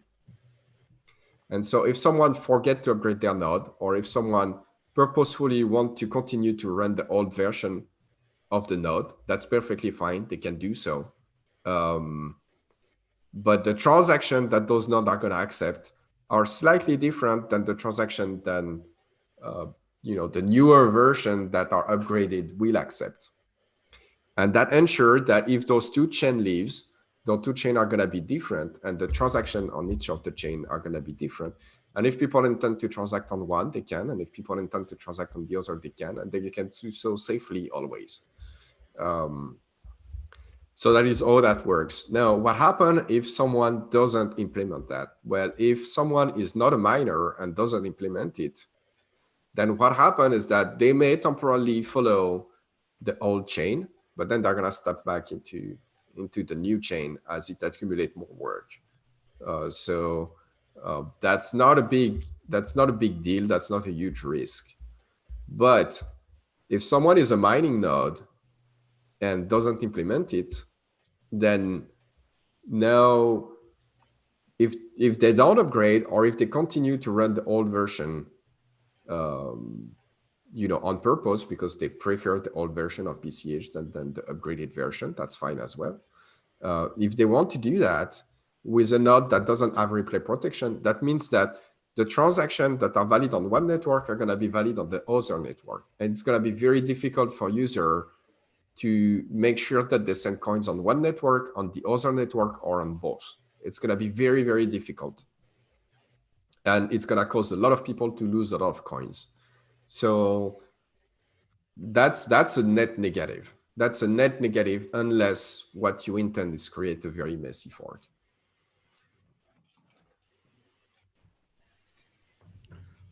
Okay. Anybody else have questions about automatic replay protection? So I think it also ties into ahead. the 6-month schedule of upgrading, which some people like disagree with. I think they think it's a bit too fast.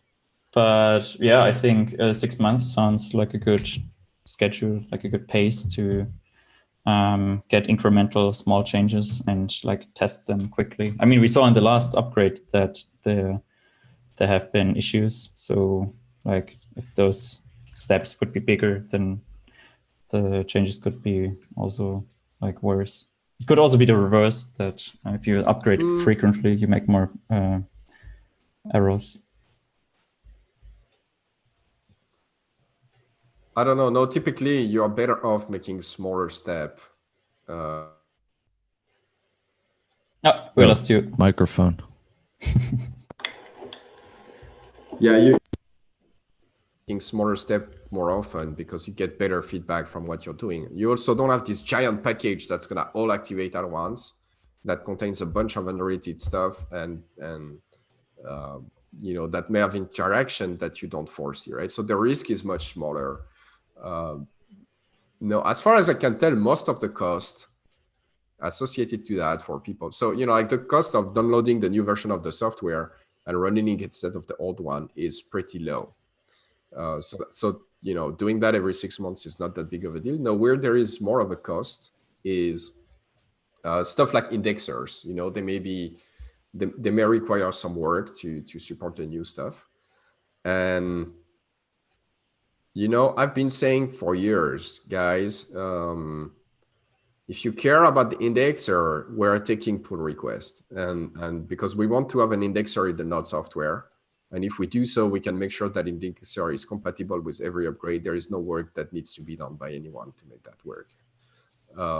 But instead, it seems that people prefer to maintain 25 different crappy indexer manually. And I mean, that's a typical case of you know, spending billions to save millions. Like we're in the typical, like, you know, the reason why many big businesses use open source for their infrastructure, even though they could, you know, they could, like company like Google or Facebook, they could have their own infrastructure stuff and not open source them. And the reason they do is for this kind of stuff.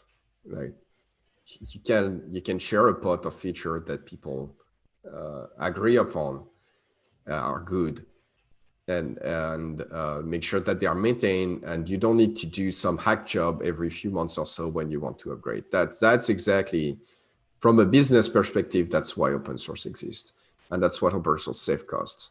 And so if people want to start saving costs, well, they can do so today by starting helping us. So there's a bit of a cost up front, but then it's done, you know, it's done, and the cost is much lower going forward. The cost of maintenance reduced tremendously, especially since now every single company is doing the maintenance independently of those indexers. So you also have like a constant time versus, you know, linear time kind of thing going on, like, because every company needs to do it. So maybe some company can pull together and make that happen. And maybe each of one of them individually, it would not be worth it, but together it definitively does. I mean, that's something people should consider doing, you know, if they want their problem to be solved, because we're not magicians. We are very strained in terms of resources, so we cannot We cannot do that in reasonable amount of time. This is on our to-do list, so we're gonna come to it one day. But there is no saying when this day is gonna come. And you can help us. This is open source. This is what it's for. So Kieran has a follow-up question. He says, how would a non-mining node that doesn't implement replay protection still be able to validate the transaction signature if the signature pre-image is different?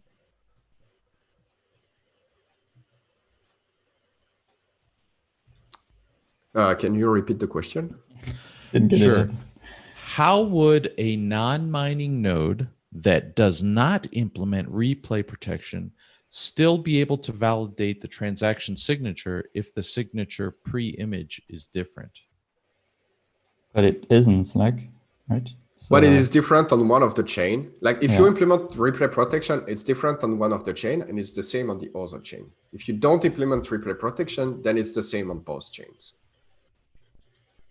Yeah, like his question is that's kind of the whole point of it. It's like you don't validate it on the chain that you want to abandon. So that's why that's what we want to have happen. But you want to abandon, like maybe not. Like someone may decide to keep it alive, and that's fine as well. I mean, like we need to. We cannot be against fork for God's sakes, you know. Like we are born out of a fork, so it would be very misplaced to prevent, and it would be very authoritarian to prevent people from forking. But you want to allow that to do. You want to allow them to do so in a manner that is not going to disrupt the network that you're supporting. Obviously. Yeah, I guess I could rephrase it as like the software that's designed to work on one of the chains won't work on the other chain. So that's kind of the point of it. Like it won't validate. It'll say these transactions are invalid. So yeah, that's exactly what it's supposed to do. Yeah, that is what the replay protection is supposed to do. And if you don't implement it, then you're gonna play the same transaction on both chains and considered valid. And so as a result, it's very difficult for user to know on what chain they are actually transacting. So I got Go ahead. like maybe I can ask some questions to Amaury. So I've got two questions. So the first question is, why do you want to destroy Bitcoin Cash? And because that seems to be the recurring theme. Now the second question is like, you already shared some ideas on like a new transaction version with me, like the Mitra, that we should kind of have like this new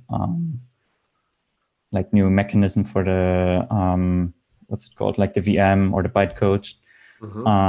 Maybe you could share some of your own thoughts, like which direction it should go, and maybe also like why we need a new transaction format anyway, but also like what things you would like to see there. Yeah. Okay, yeah. So I'm obviously trying to destroy BCH. I mean, that's exactly what you do. Like you work on something for 3 years, you get sued for it, you get everything, and then you want to destroy it. Like everybody does that. That's like, I mean, if you hear someone say that I want to destroy BCH, be sure that this person is very rational. That person is, thought through everything that they say. They have a very coherent worldview, and you need to believe everything that they tell you right away. That's absolutely very important. Because not doing so, I mean, would be completely reckless, I think. So now back on the transaction format. Yeah, so there are numerous problems with the existing transaction format. It's pretty bad in many, many ways. And if we roll out a new transaction format, that means that wallets are gonna support a new transaction format. You want to do that once. I mean, that's probably, if we look at all the items that are on the roadmap, most of them doesn't require that much maintenance. This one does. So this one is probably the one that you want to, like, you want to do your, like, like, we cannot do that again. We cannot do that twice. It's not like we can bump the block size and we can bump the block size again 6 months later if we want. Like this one, we gotta get it right. And so we got to solve like all the problem that we know exist on the transaction format that we have. So what are those? In terms of scaling and rapidity of doing transactions, right now there is a problem with the current transaction format, is that you need to have the UTXO to validate it. And as a result, when you receive a transaction, you got to fetch the UTXO, get the result, and then use those TXO to validate the transaction. And if you want to have a high throughput system, you want to do both at the same time, because one is a job for your hard drive mostly, or your SSD or whatever that is. Or, if we grow bigger, it's going to be another computer that is a database. And so there is a network round trip there. Anyway, this is a slow process as far as computers are concerned. It's going to be like milliseconds at least, which is extremely slow for a computer. And during all that time, the CPU does jack shit. Like the CPU is not buzzy. And then you have all that work that is verifying signature and all of that is CPU intensive. And so you would like to do both at the same time, because this is just as much work, but now you can validate the transaction much faster and so have much higher throughput. So that's one of them. And the way you do that is actually you have most of the elements that exist in the UTXO today, you want to have them in the input. And it's not that much data if you do that right. And it allows you to take a transaction and validate it without any context whatsoever about the state of the UTXO or whatnot. And then at the same time, you can fetch the UTXO and see if they correspond to what was given to you. It's also better for SPV, because no SPV can validate that transactions are valid, where they could not before.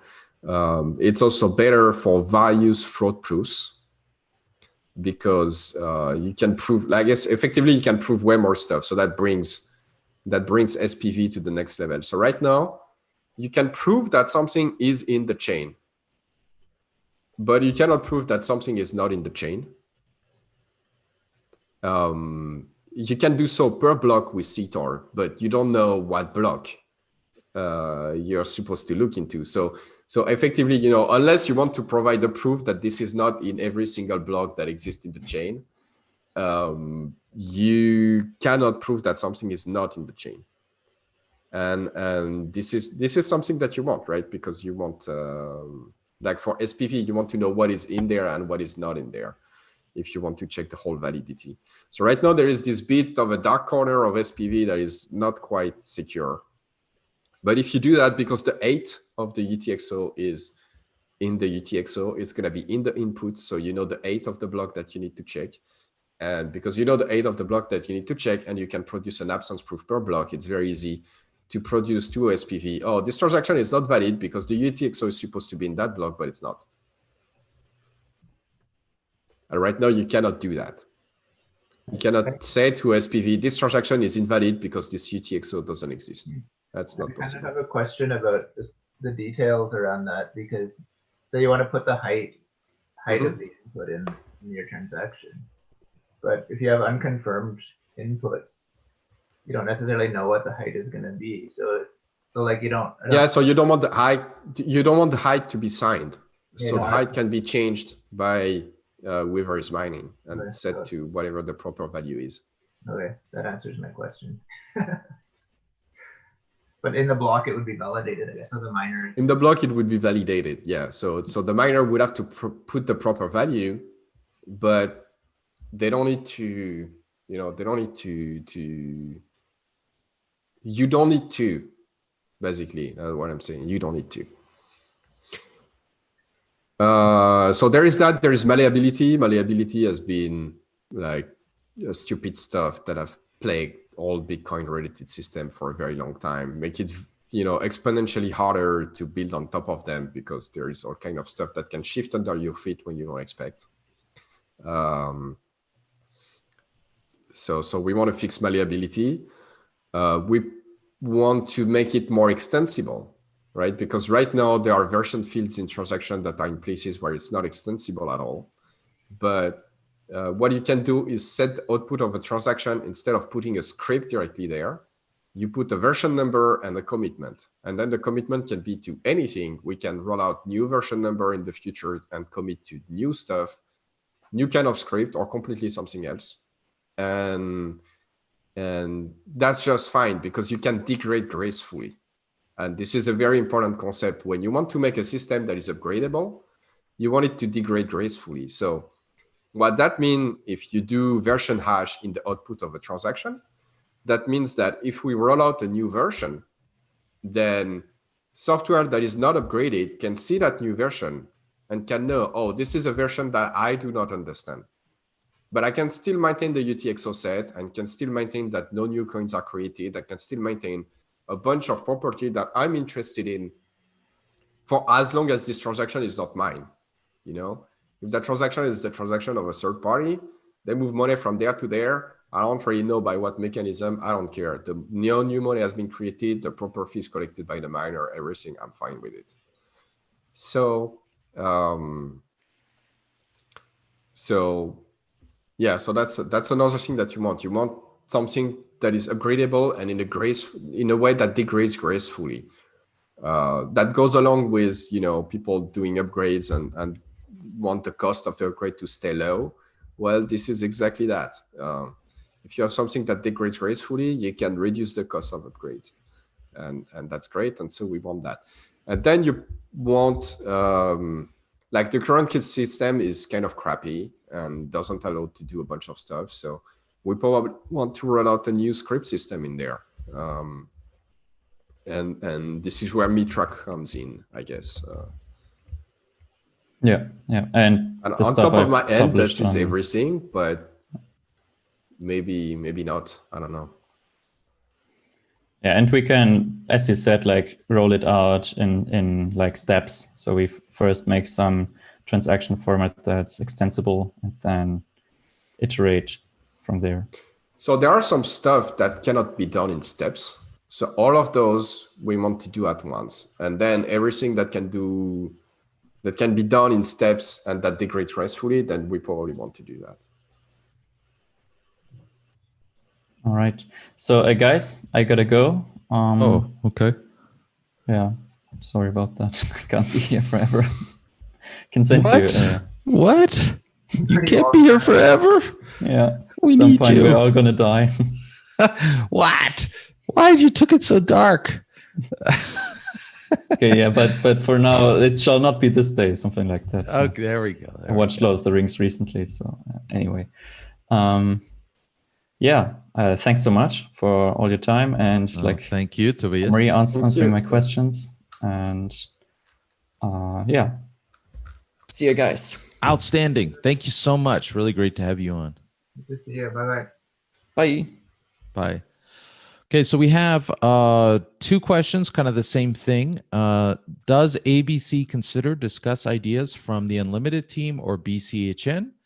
If not, why? And a related question, BCHN has said that ABC has rejected their ideas for the main node. Why do you think their ideas, solutions are not appropriate specifically? And this person specified their question a little more, especially with respect to what they consider to be premature closing of pull requests by ABC devs in control of the Bitcoin Cash repo.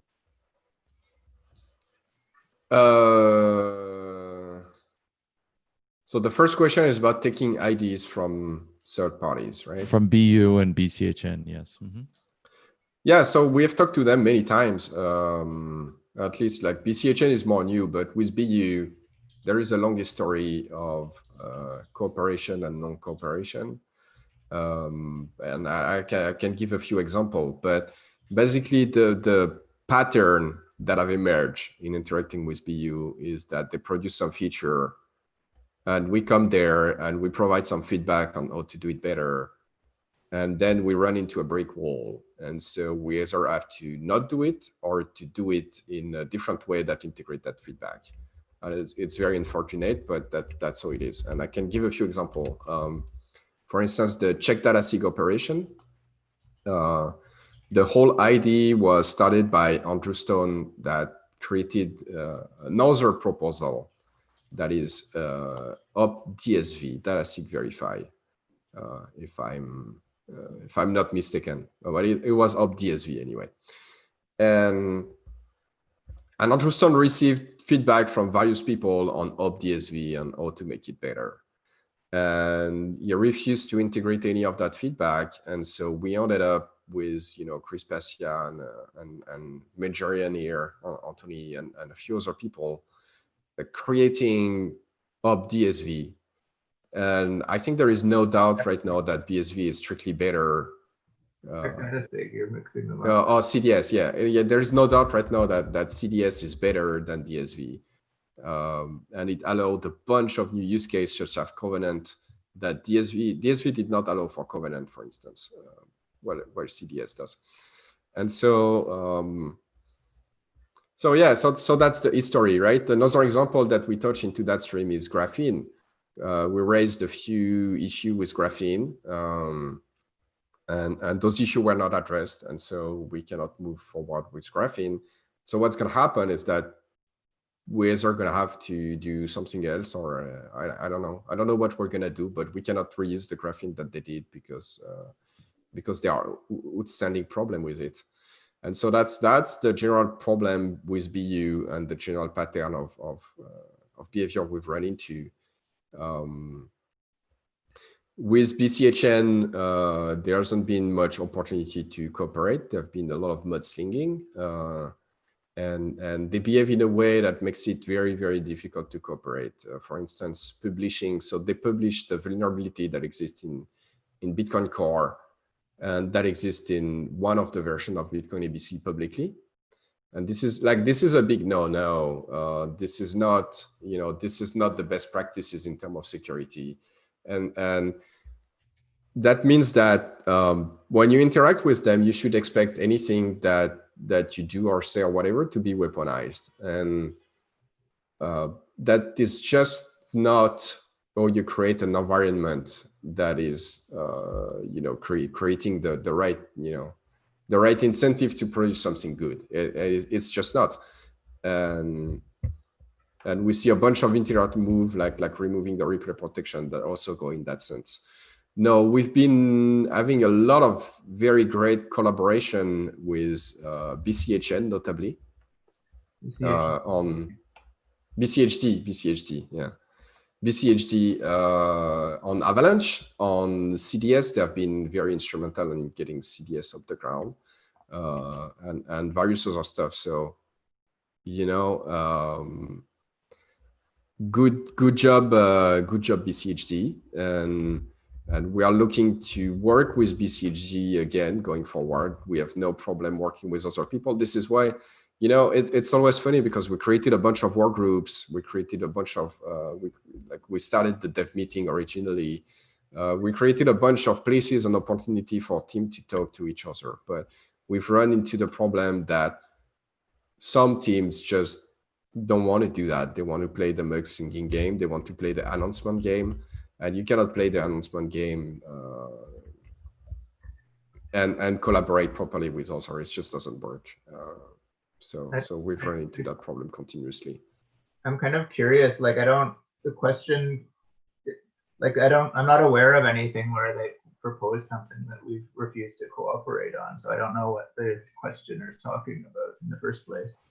He mentions the pull request, but that was they wanted to remove the IFP from the specification. That's kind of, that's not really the same thing. That's kind of a totally different subject. Oh yeah. So if they refer to that, this is reckless. This is completely reckless. When you publish some software and it has some specification, and this is how it's gonna work.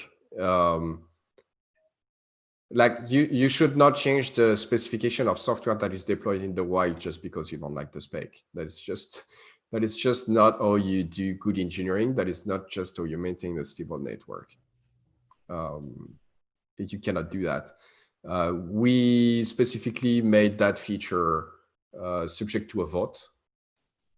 so that if there was opposition, people could vote no, and that's fine. And people voted no, and this is a done story. So if people want to be angry about that, well, they can, but I'm afraid that this is not what's going to increase the value of BCH. This is not what's going to help us build. This is not, But anyway, my point is, like, I mean, I personally, I think we're pretty open to like collaborating on stuff in general. Like, so I don't even know. Like, I think the premise of the question is basically wrong. It's like starting out with saying something that's not really accurate. So. And indeed, our next question actually comes out of the Bitcoin Unlimited group on Telegram, and it's from Jonathan. So he says, in the live stream, I'm already talked about a latency issue, time before first byte of actual data. The question is the problem identified with Graphene's initial setup latency, that it needs to communicate the recipient's mempool size before sending data? And then, if the answer is yes, then he has a pull request, and he wonders if that resolves it satisfactorily.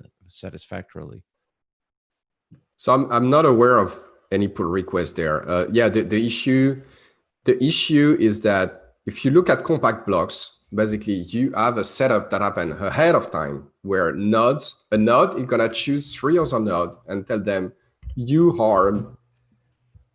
are gonna send me a block right away without me asking you. Right? And so those 3 different nodes, each time, like if they receive a block, they're gonna forward it to you right away. You don't want everybody to do that, right? Because otherwise, when there is a new block that is found, everybody is gonna, DDoS you effectively. But you cannot select a handful of peers and ask them to do that. And this is what compact block is doing. And so, as a result, when there is a new block that is found, you have no communication of the kind, hey, I have a new block. Do you have it? No, I don't have it. Please send it to me. Okay, the node send it. Right? This communication doesn't happen because ahead of time, you're like, if you have a new block, you send it to me right away. You don't ask me. And so there is a new block that is found. Your peer send the block to you right away. And so you save a full round trip, which how much time it is depend on the latency of the network, but it can be easily 100 milliseconds or so for a full round trip. And so that's bad.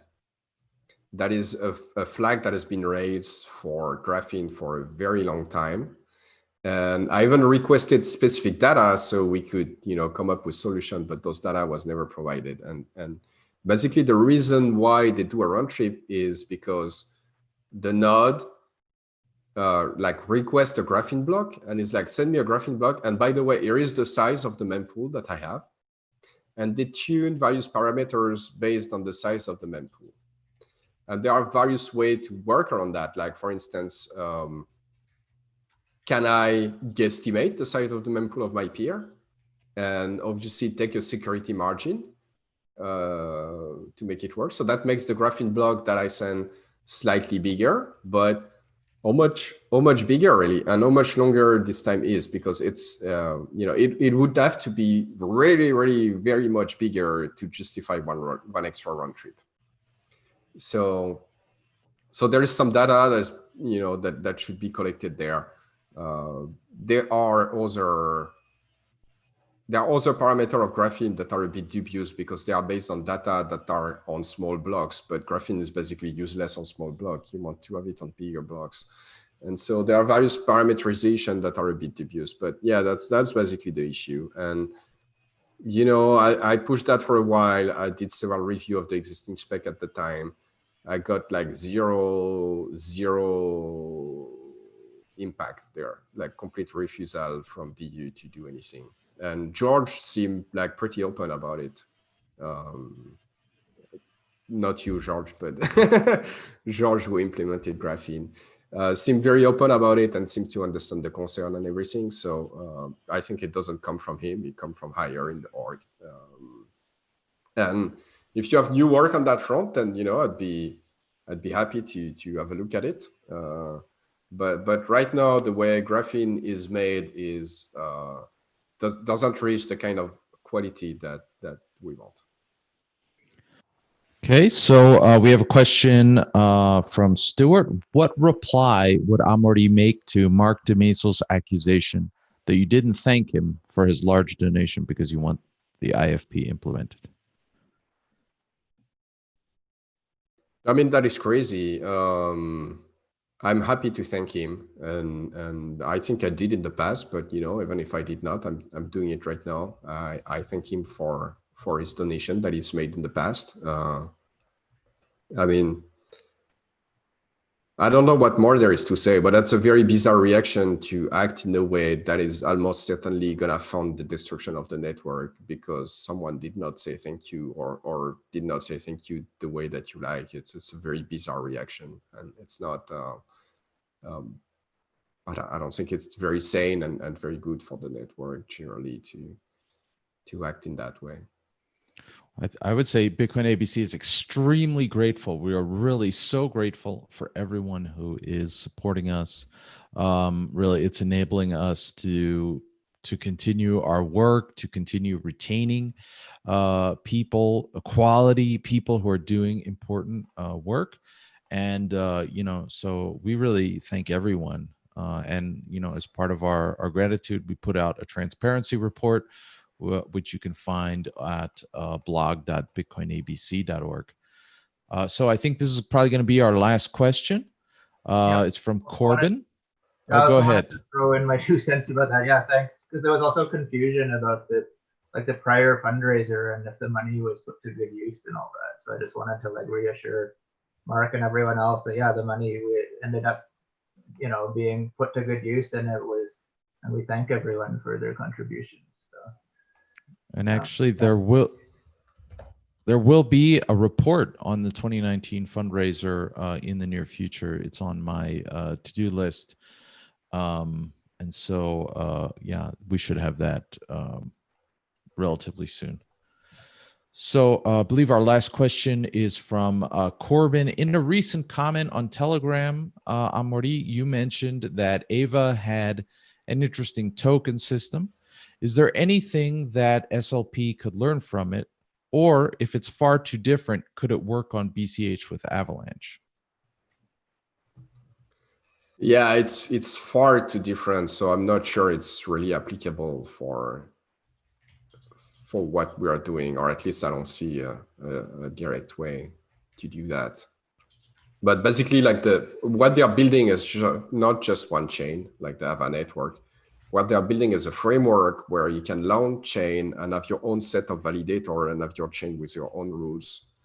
And then there is a system for, you know, not all validator to validate all the chain. And it's quite clever. And that means that you can launch any kind of token with its own chain and tap into a subset of the existing validator, or launch your own validator, or do a combination of both. That's very interesting stuff, but I'm not quite sure if there is any kind of direct application to BCH. I'd say for people looking at token system, the interesting part of it is that you probably want to make your token system in such a way that not everybody validate every token. And that would make the whole thing more scalable. But it's probably doable to some extent with SLP already. So I'm not sure. I'm not sure there is much more to learn there. They kind of already do that with SLP. Actually, you download the DAG for your transactions, I believe, but not the full DAG of every token. Yeah. So yeah, so the rest of it is not quite clear how that would apply to BCH, because both systems are fairly different. Okay, excellent. So unless there are any final comments, I guess we can wrap up. Thank you so much, everyone in the audience, for watching. Thank you so much for your questions here at Bitcoin ABC. We really, really appreciate it. We are so happy to be able to have this conversation with the Bitcoin Cash community. Thank you so much to our special guests, Tobias Ruck of B.Cash, Carol Shevkovsky. I'm not sure if I get that right. Who's an independent developer. Who's you can find both of them on Twitter.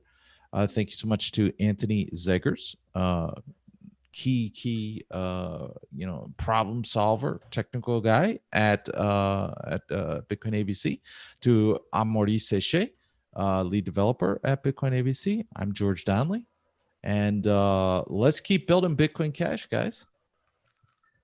Sounds good. Agreed. All right. Very Thank you much. so much.